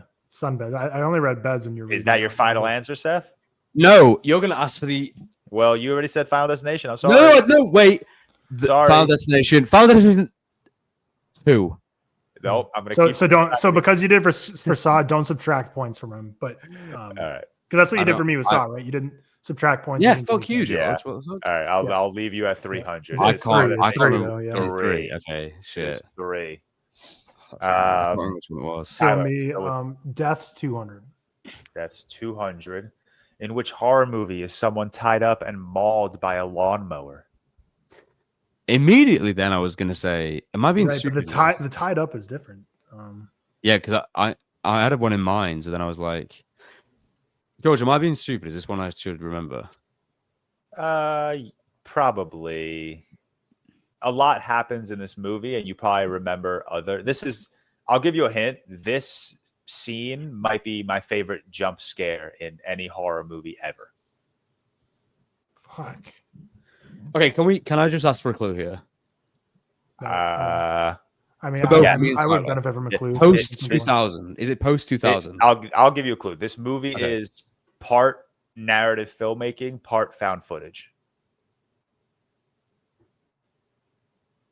Guys, there's no easier clue.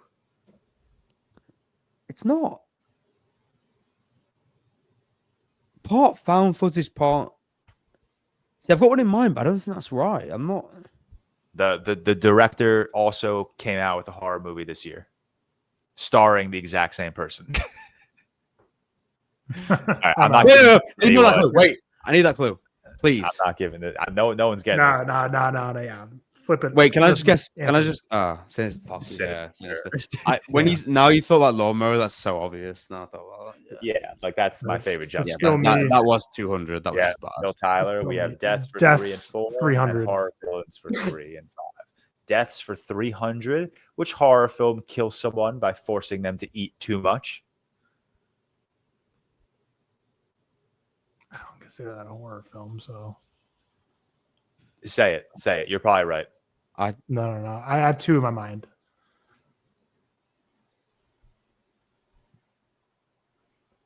This is on the, this one's the most tip of my tongue of any of the ones I've said the tip of my tongue for. Tyler, think- if your first thought was that's not a horror film, I think you might be correct. I don't think it is, but I don't care. I'll go 7. Okay, all right. So yeah, 7. Correct. Yeah. Oh shit. Oh, okay. is that horror? Well, yes. I mean, come on. The whole gluttony. If sequence Beetlejuice is stuck. horror, 7 can be horror. Yeah, I guess so. Yeah, fine.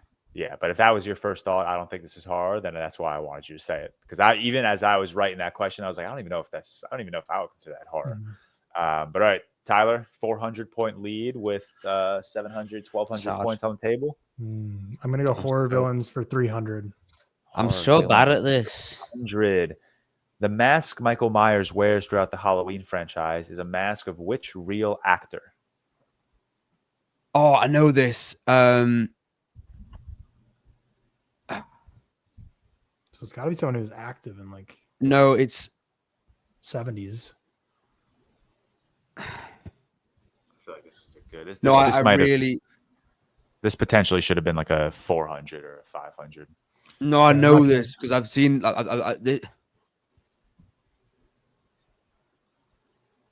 There's only one guy in my mind, and I know it's not right, so I'm not gonna guess. It's not Michael Myers, by the way. Thank you. Is it? Can we have a like a clue?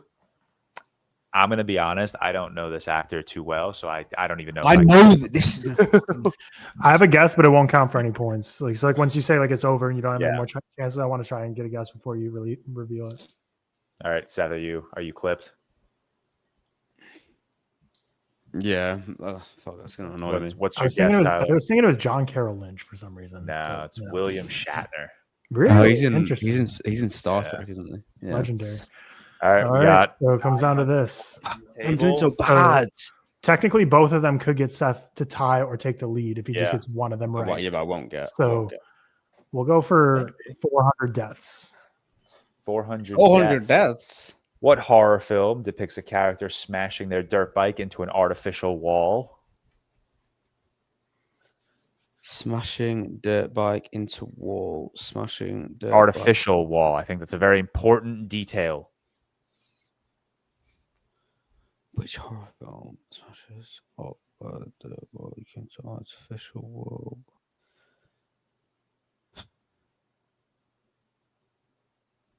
Okay, I have a. I have zero idea. I don't think I've seen this one. George, Yeah. can we ask a slight clue on this, please? You want to ask for a slight clue? Yeah.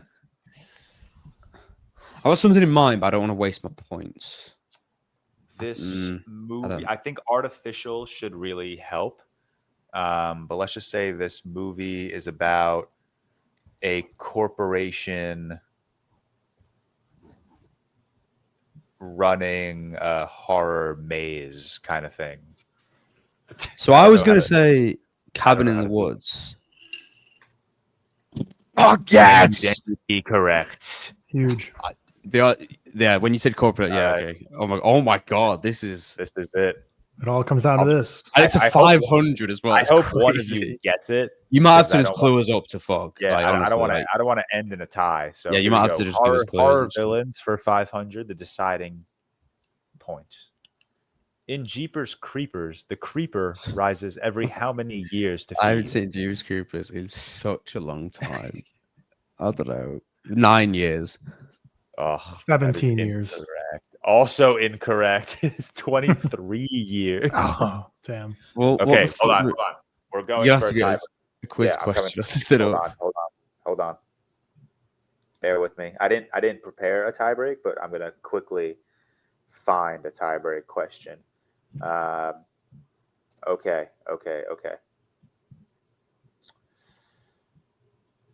Okay. In my lifetime, I have rated 18 horror movies 5 out of 5.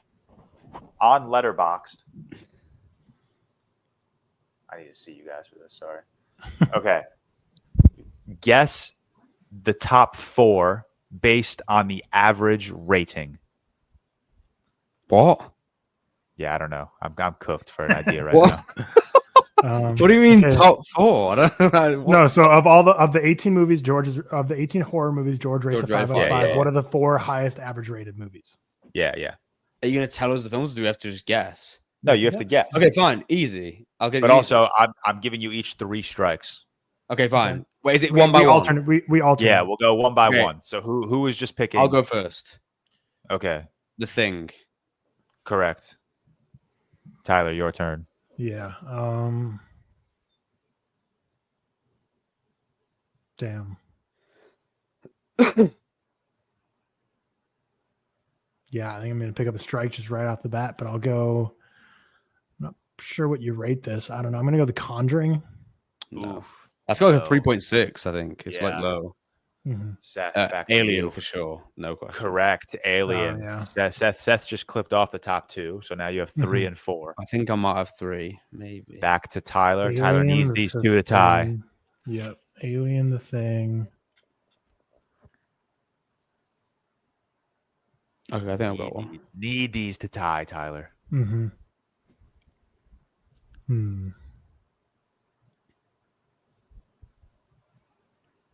Can I give Tyler a clue? You have seen this film. I think if it's right. I think. I'm sure the problem is with I with think genres. Tyler has seen both of these films. With genres, I always get confused because like both those, like first thing that comes to my mind for both those films is sci-fi. Even though they're both very horror, but sci-fi horror, so I was like not. Okay, thinking mine horror there. might be different then if that's what's going to your mind. Okay. Jaws. No, Jaws is actually 7th on this rank. Wow. I was going to say Evil Dead 2.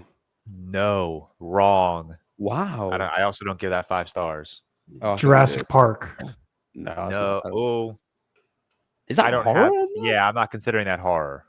Is that Okay, actually well, considered horror? I don't think so. Okay. Yeah. I would never. Wait. I think you guys are being very dumb about one of these. Probably. Yeah. Probably. I don't think Hereditary is that high, so I'm not going to go with No. that. Alien, The Thing. Oh, The Shining. Correct. Ah, For yeah, sure. there Yeah, you that's, go. I don't know what the fuck we're doing there. Yeah. Good comms. Is that Then third? you What's the fourth? The Give us a clue. fourth, Give us a clue. Uh, Actually, no. Look, George, give us a release date. Yeah, even. 2017. Guess out? Yeah.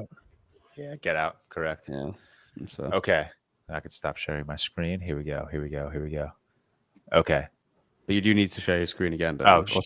Tyler, Yeah, Tyler, can you do this? All right, let me explain Yeah, the draft and then we'll decide if we want to do it. But can you navigate? Because it's getting really annoying to do this. Do you have it Spider-Man. somewhere? I don't. Where is No, it? no, I didn't make a board. Oh, like just like type up the answers. Yeah, Okay, yeah. But I need to explain this to you. Okay. Okay. Victoria actually helped me find this idea. Okay. The idea. So we're doing a draft, potentially, if it makes sense. You guys tell me if it makes sense. And even if it does make sense, I think it's a difficult draft. So maybe we do like 3 or 4 rounds, or maybe we do like 2 rounds or 3 rounds as like a test. And if you guys think we can keep going, then we continue. So you're drafting ideas is what you're doing. So you're drafting if non-horror directors made horror movies reimagining their existing films as horror movies. Okay. So the example, and I'll use this as an example. So like I would draft Greta Gerwig's Barbie's Chainsaw Massacre. You get that? Okay. Yeah. I mean, I don't know if No. I'll be able to come up with titles, but I can come up with Let's go with titles. a non-horror movie that I think would be better, or it could be a fun horror movie. I think that's easy enough. Yeah, you don't have to like mesh the titles per se. So it's just non-horror movies of their directors that I think could work as horrors. Yeah. it's just- Okay. yeah, but like a movie they've already made, like reimagine it as well. Yeah. Okay. Yeah, I can do that. Like I have one other. I'm not going to use an example because I want to draft it. All right, we'll spin the wheel for who goes first. Fuck, I need to do some like. Yeah, this is Research. tough. I have stuff out. Like Great. this- So I don't get time to research. Tyler's first. Do you want me to go first? Because I have one. Yeah, you can go first. So I'll go second, and then whoever this one, and then George goes third. I don't know why or Seth goes third, so I don't know why I'm spinning it again. But we'll get the claps. Okay. So I have to go back. So it'll be George, Tyler, Seth. Tab. Okay. George, Tyler, Seth. I really hope this makes sense. Also, you need No, to it makes explain. sense to me. You need to explain what the movie would be about. Yeah, that yeah, makes yeah. it more fun. Okay. Yep. This is Okay, so my 1-1. This was the first thing that came to mind when I thought of this idea yesterday. I'm going to go with Martin Scorsese's Alien Hours. It's about a dude. It's a dude trying to get home, and instead of being hunted by aliens, he's hunted by homeless people on the subway. Okay. George, I don't lie, that's really good. I might have needed some prep time for this because this is fucking hard. Okay, in fairness, Mhm. that's the only one I have. So now Okay, I gotta fine, do fine, some fine. research. Okay, so now we move over to Tyler. Yeah. Okay.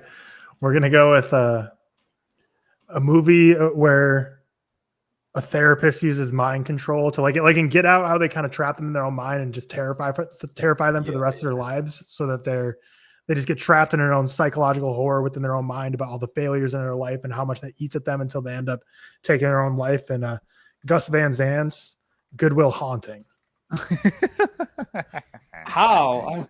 Robin Williams just being the horror master, just making Matt Damon go into his own mind until he eventually can't bear it any longer and takes it all out on his friend group, starting with Ben Affleck. Love that. That's funny. Seth's about to take 8 years to find 2 of these. Okay. Okay.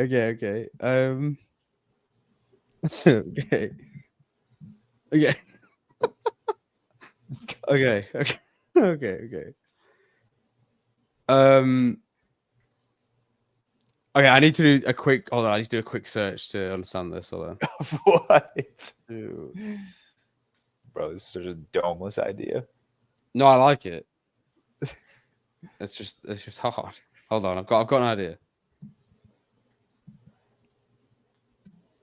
Hold on. Yeah, there's a tough one, but Okay, here we go. Go on. Okay, I'm gonna go with 12 Angry Mummies, and essentially the concept is that it's 12 mummies instead of 12 men, but in the office in which they're debating amongst the jury, there's no air conditioning. So they're all slowly disintegrating as mummies, and they're very angry about that. The toilet paper just keeps freaking melting away. That's quite good. No, that's good stuff. That's good stuff. Melting. You better be quick on your feet again because it's back to you again. Fuck, man. Do we want to not do a snake draft here to give Seth more time? Yeah, can we actually please do that? Yeah, I mean, it's not like I don't think any of us are ever going to steal anything. So yeah, let's just go back to George. We'll just do a normal order draft. This is a movie about 2 people who spend the night wandering a city, and whilst wandering the city, talking, they're being absolutely haunted by evil spirits that inhabit the city. It is called Richard Linklater's The Before Witch Project. I like it. I appreciate that. That's great. That's great.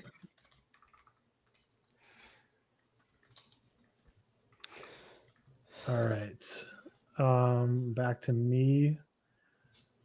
I'm going to go with on the zombie theme here, where similar-ish to 28 Days Later, but a flesh-eating zombie virus infects a small town and ends up causing just mass casualties of death of 2 kind of different sides of zombies. And then there's some people in the middle who get killed by both the types of zombies, but there's Team A zombies, Team B zombies, and you're really trying to figure out like which zombies are you going to kind of join your allegiance to. And that would be an Ari Aster's Deadington. That's a funny one. Okay, how'd you think of that? Oh, that's close. All right. I'm gonna go with the 40-year-old vampire, and essentially in the 40-year-old vampire, it's a man who directs that? Oh wait, is that 40-year-old version? I have no idea. Oh, sorry, yeah. The director is Judd Apatow. Oh, well, that's good. And essentially, the 40-year-old vampire is going to take a similar concept in that it's a man who has not feasted in a while. However, this vampire has been resurrected at 40 years old, and he's feasting for blood instead of to lose his virginity. The 40-year-old vampire. That's what I'm going with. Well, in vampire years, like you don't have to be that ashamed at 40 years old. You could be like, I still got eternity. Exactly. Figure this out. There we go. He's chilling. Yeah. Damn, I have another one for the Blair Witch Project, but I don't want to use the same movie again. Yeah, you got to switch up the movies at least. There's no rules to this draft, but that's the only rule. I know, but you got to switch the movies at least. But damn, I do have a good one. Okay, we pivot. This next film.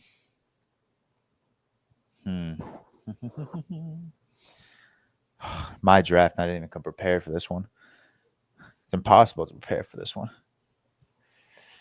God.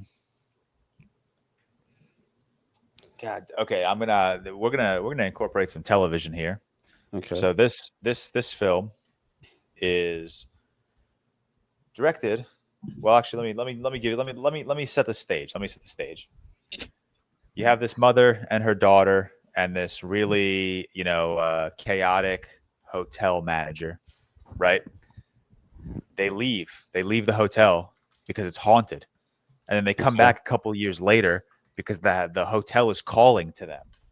And that is called The Haunting of the Florida Project, directed by Sean Baker. That's good.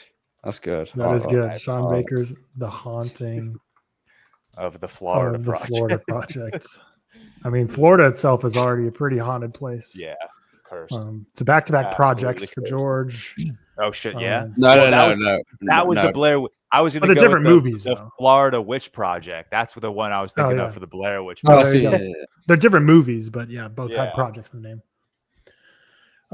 Okay, for this one, I'm going to go with kind of like a meditative horror about a guy who feels like he's really lost his way in life, really reflects and regrets all the people he's troubled and how what could have been in his life didn't end up being. And now he's kind of looking back on his life, really depressed about how it ended up playing out and just yearning for a time that no longer can be.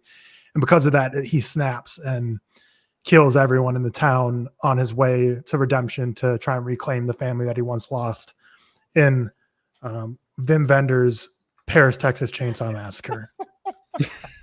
that's really good. How are you doing this one? It's fucking hard. Yeah, this is a fun. You said Victoria helped you with this, George.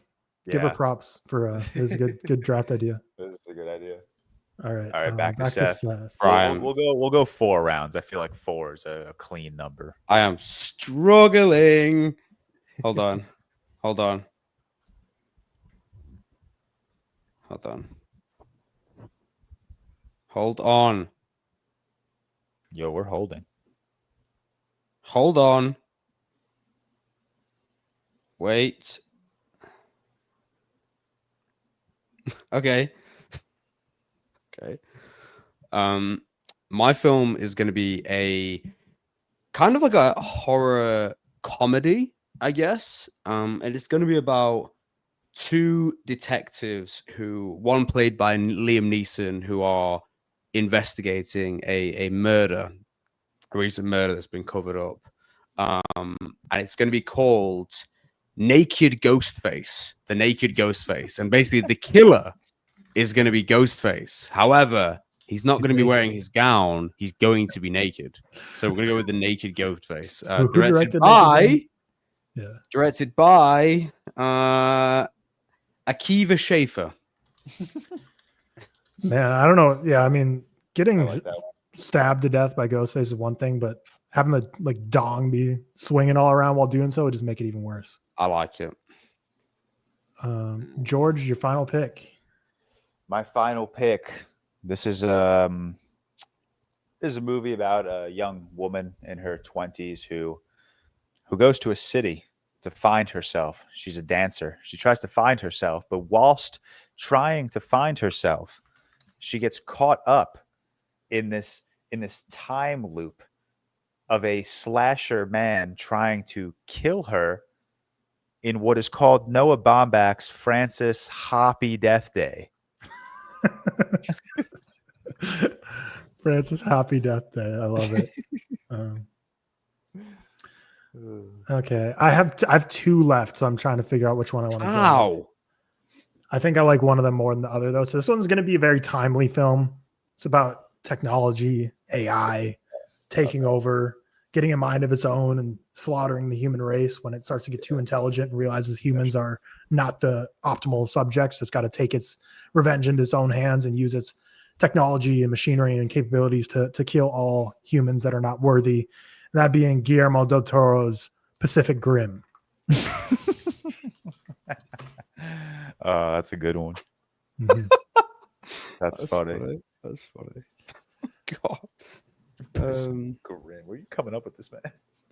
The other one I had was the Kong of comedy, and it would be King Kong seeking revenge after people thought he wasn't funny enough to be a late night host. I like it. Seth. Final pick, Seth. Final pick. Okay. My final pick is going to be, so we're setting it's an animated film, actually, this one. And it's a universe in which Leatherface and the family reside, right? In an animated universe. However, they don't reside in a farm. They're actually just normal living guys, right? So they live in an apartment, okay?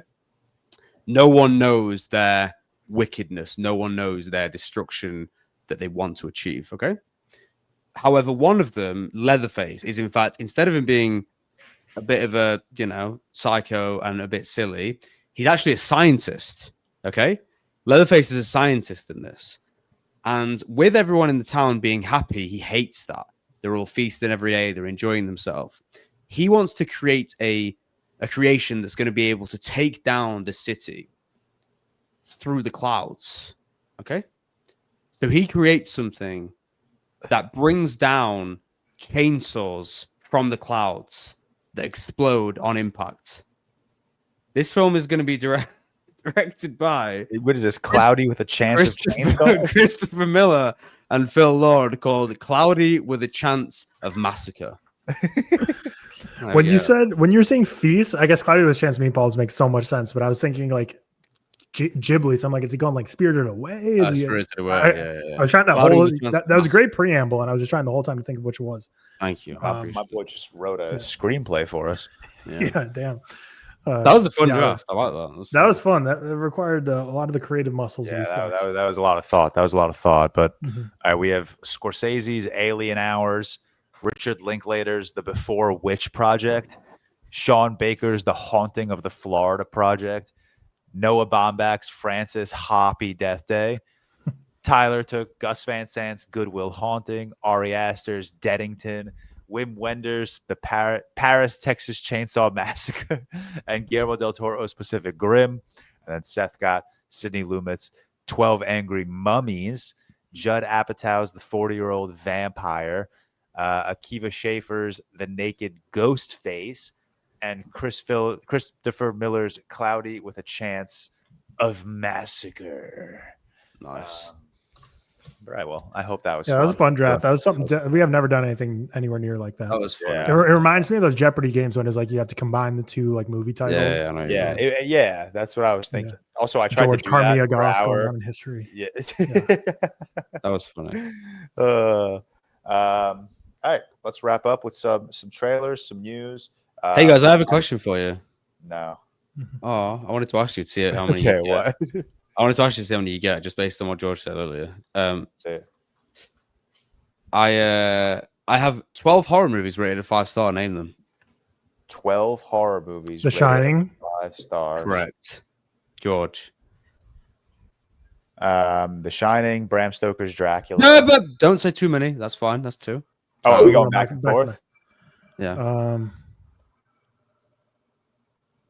Do you have Jaws up there? No, that's 1 strike. You get 3. Okay. George. Alien. Correct. Of course. Do you have The Thing? Correct. Okay. What did we say already? You said Thing, Alien, The Shining, The Shining, and Dracula, Shaun of the Dead. Correct. Titan. Correct. 6. Texas Chainsaw. Correct. 7. We're over halfway. 6, 7. Sorry, that's fucking pissing me off so much. I know you did it on resource. I think at one point you would have had. Oh, but that's not a horror. Never mind. I forgot. I was thinking the Cornetto trilogy, but all of these. No, George took Shaun of the Dead. No, I was thinking the second one. But I'm like, it's horror, and that's not a horror movie. Yeah.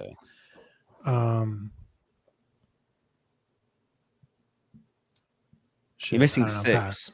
Pass. We'll go back to George. I get a skip. No, you're missing 5. You're missing 5. Bride of Frankenstein. Correct. Yeah. 4 more. One of these, I feel like I speak about all the time. Like all the time.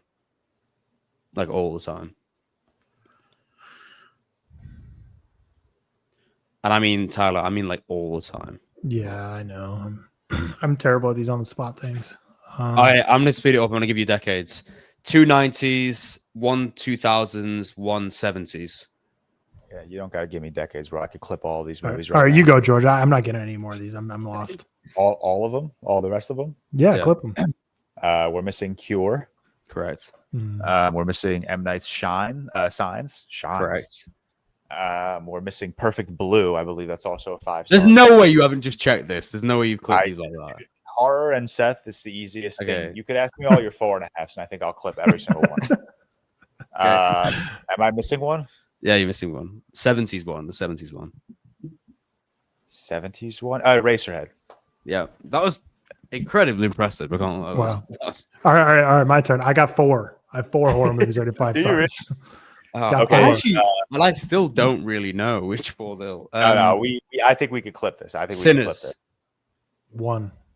Yeah. Wow.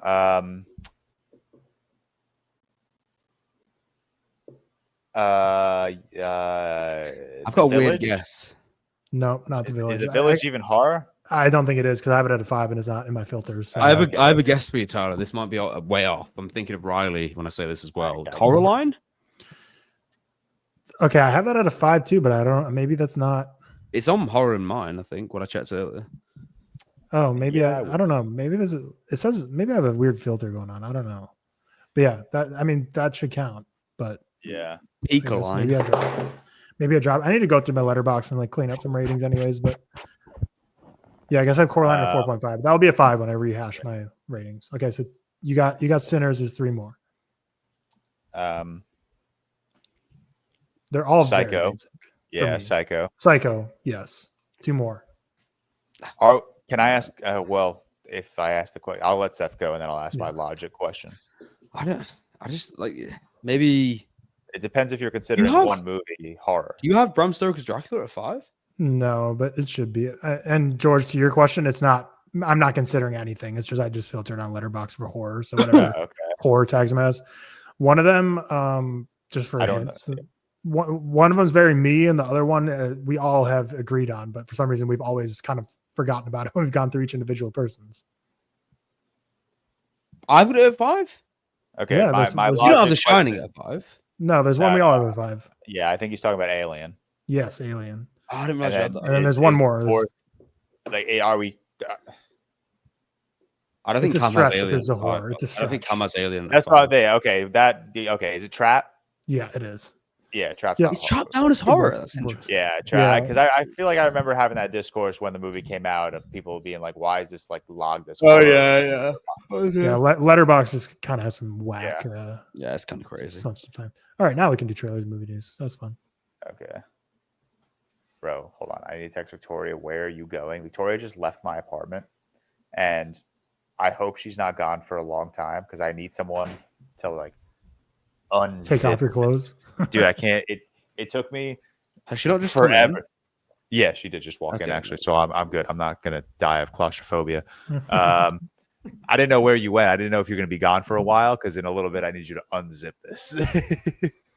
All right, trailer and movie news. I feel like every so often I miss a lot of shit, but I feel like we didn't get a lot of trailer and movie news this week. So if I miss anything big, you guys tell me.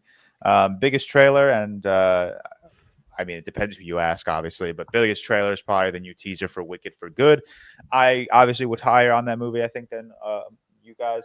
And I am very, very excited for Wicked for Good for some reason. When does it come out? November 20, November 21st, second. Yeah. No, it's like I don't know. I thought it was actually soon. Yeah, I have tickets for 22nd, Thursday release, hoping for an early screening, but I got an early screening, luckily, which is nice. It's like a Alamo Draft House doing like this, and like all the food they're giving you is like Wicked themed. It's like a half and half pizza, like half is Glinda, half is Alphaba, and there's like some other fun drinks and stuff. But that's very cool. I liked Wicked. It's one of those things that like objectively when I watch it, I'm like, this is like kind of gross, but I had fun, so I give it like a 3. I mean, I'm like. I'm the opposite. I watched it. And I'm like, I think people are overreacting to the way this movie looks. Like, I think this looks sick. I love like the practical set design. But yeah, the set was awesome. The set design's incredible. I mean, the lighting obviously is blaring every so often. But another trailer for a movie we've had trailers for before, Predator Badlands. I'm excited for Predator Badlands. I've been slowly chucking through the Predator movies. I'm very excited. I'm seeing Badlands tomorrow, actually, on Monday when this episode drops. So I have I think I have 2 or 3 more Predator movies before Badlands to watch. So I'm gonna maybe tick one off after the pod, and then maybe tick one off tomorrow before the movie if I can. Otherwise, it is what it is. Movie news: Steven Soderbergh reveals that The Hunt for Ben Solo was the first time Lucasfilm had a finished script that got rejected by Disney. Kind of Fuck the mouse, man. I mean, how are you? I don't even love Steven Soderbergh that much, but how are you rejecting a Steven Soderbergh movie?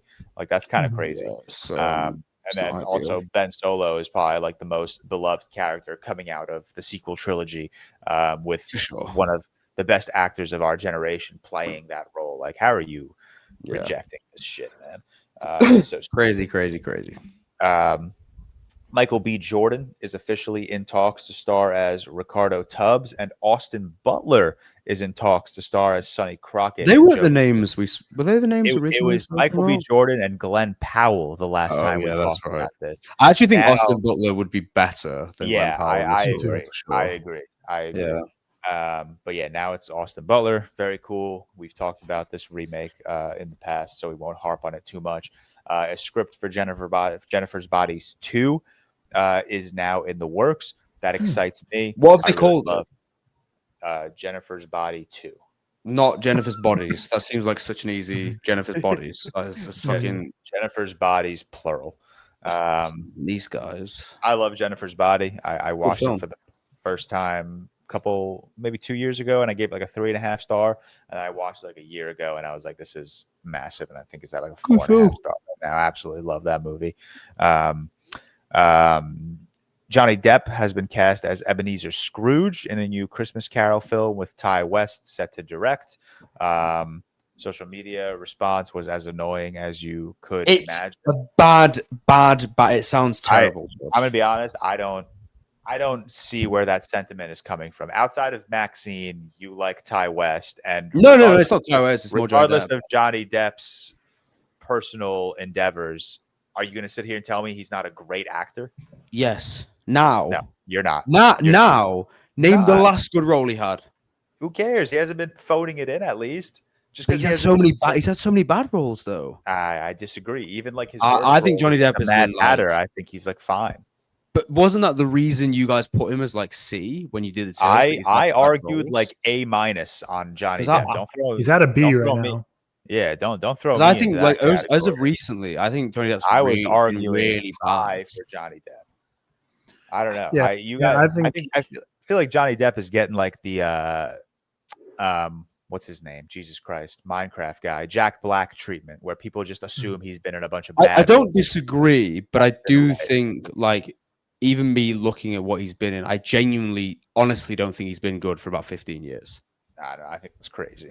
I'm not excited for the movie, but I'm not excited. But I'm also like not that excited for like Eggers version. Yeah, I mean, I'm not. I'm not like it's been remade like 17 times, so I'm not. This is not something I'll take to my grave. I'm not like crazy excited about this. I just think the discourse on Twitter was just a little. No, I agree. The thing is with people in the film sphere, like in terms of actors and celebrities, is that there's a ton that have done just like the most abhorrent things, ranging, but there's some that get a pass and some that don't in the general public, that it seems. And it's always interesting to see how film Twitter decides. Walsh gets such a pass, by the way. It's crazy. Yeah, that's what I'm saying. Like there's people that have done like Quentin Tarantino, I feel like is always dogged on for being like an awful person, which I don't disagree, but like he is an awful person though. Yeah, but like then people will watch like won't care about like Roman Polanski or Woody Allen. So it's like people pick and choose. People pick and choose. I agree. Selective outrage is very popular. Yeah, I agree.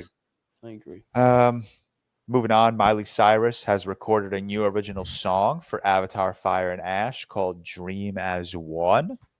It's not going to not be a banger, obviously. Yeah, love Miley Cyrus. Filming has wrapped on A24's Friday the 13th prequel series, Crystal Lake, which will be streaming on Peacock. Man, could have just looked at the rundown. We would have got it.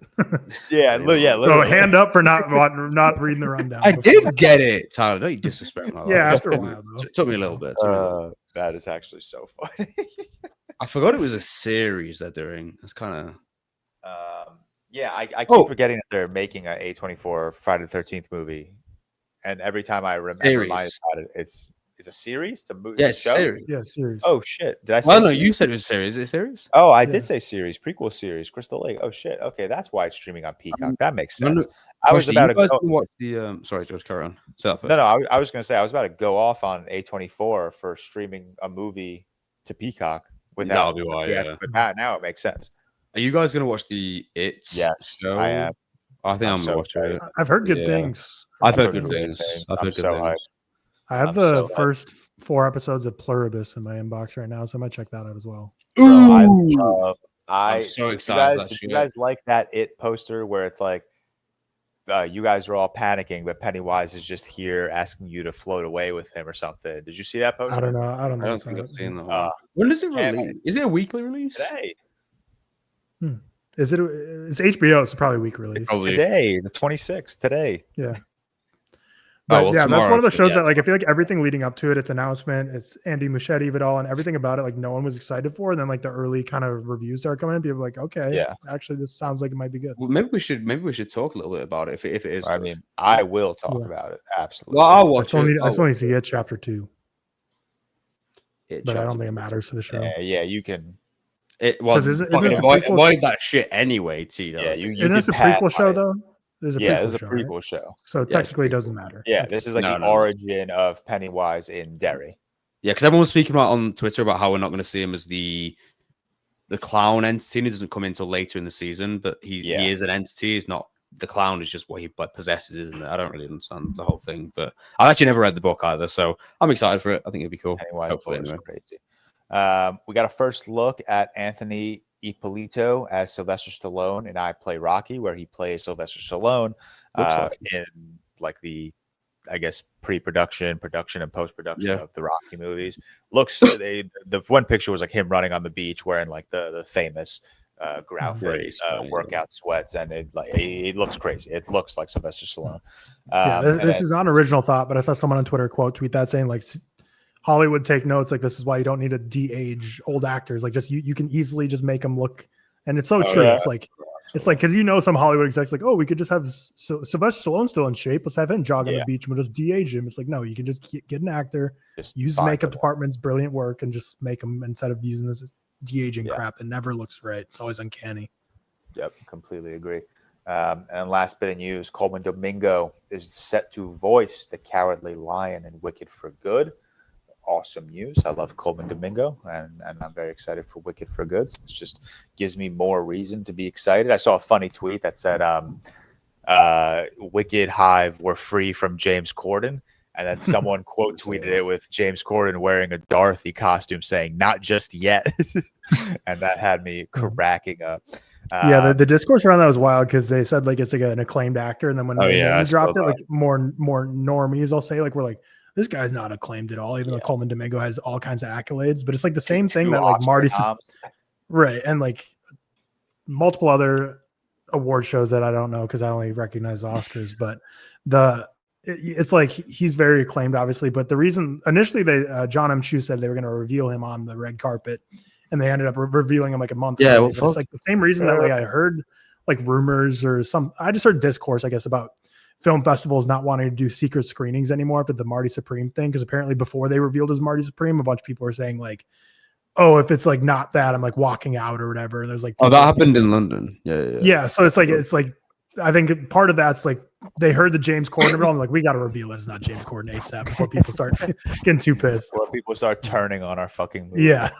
I do kind of get it. Obviously he's not like a household name, but to us he's like an acclaimed actor. I mean, think about the two movies he was nominated for: Rustin and Sing Sing. Like, these aren't, which Rustin bad movie, Sing Sing phenomenal movie. Yeah, Sing Sing phenomenal. I haven't seen Rustin, but as much as I loved Sing Sing, this is not like a no non-film going family is just talking about Sing Sing at the dinner table.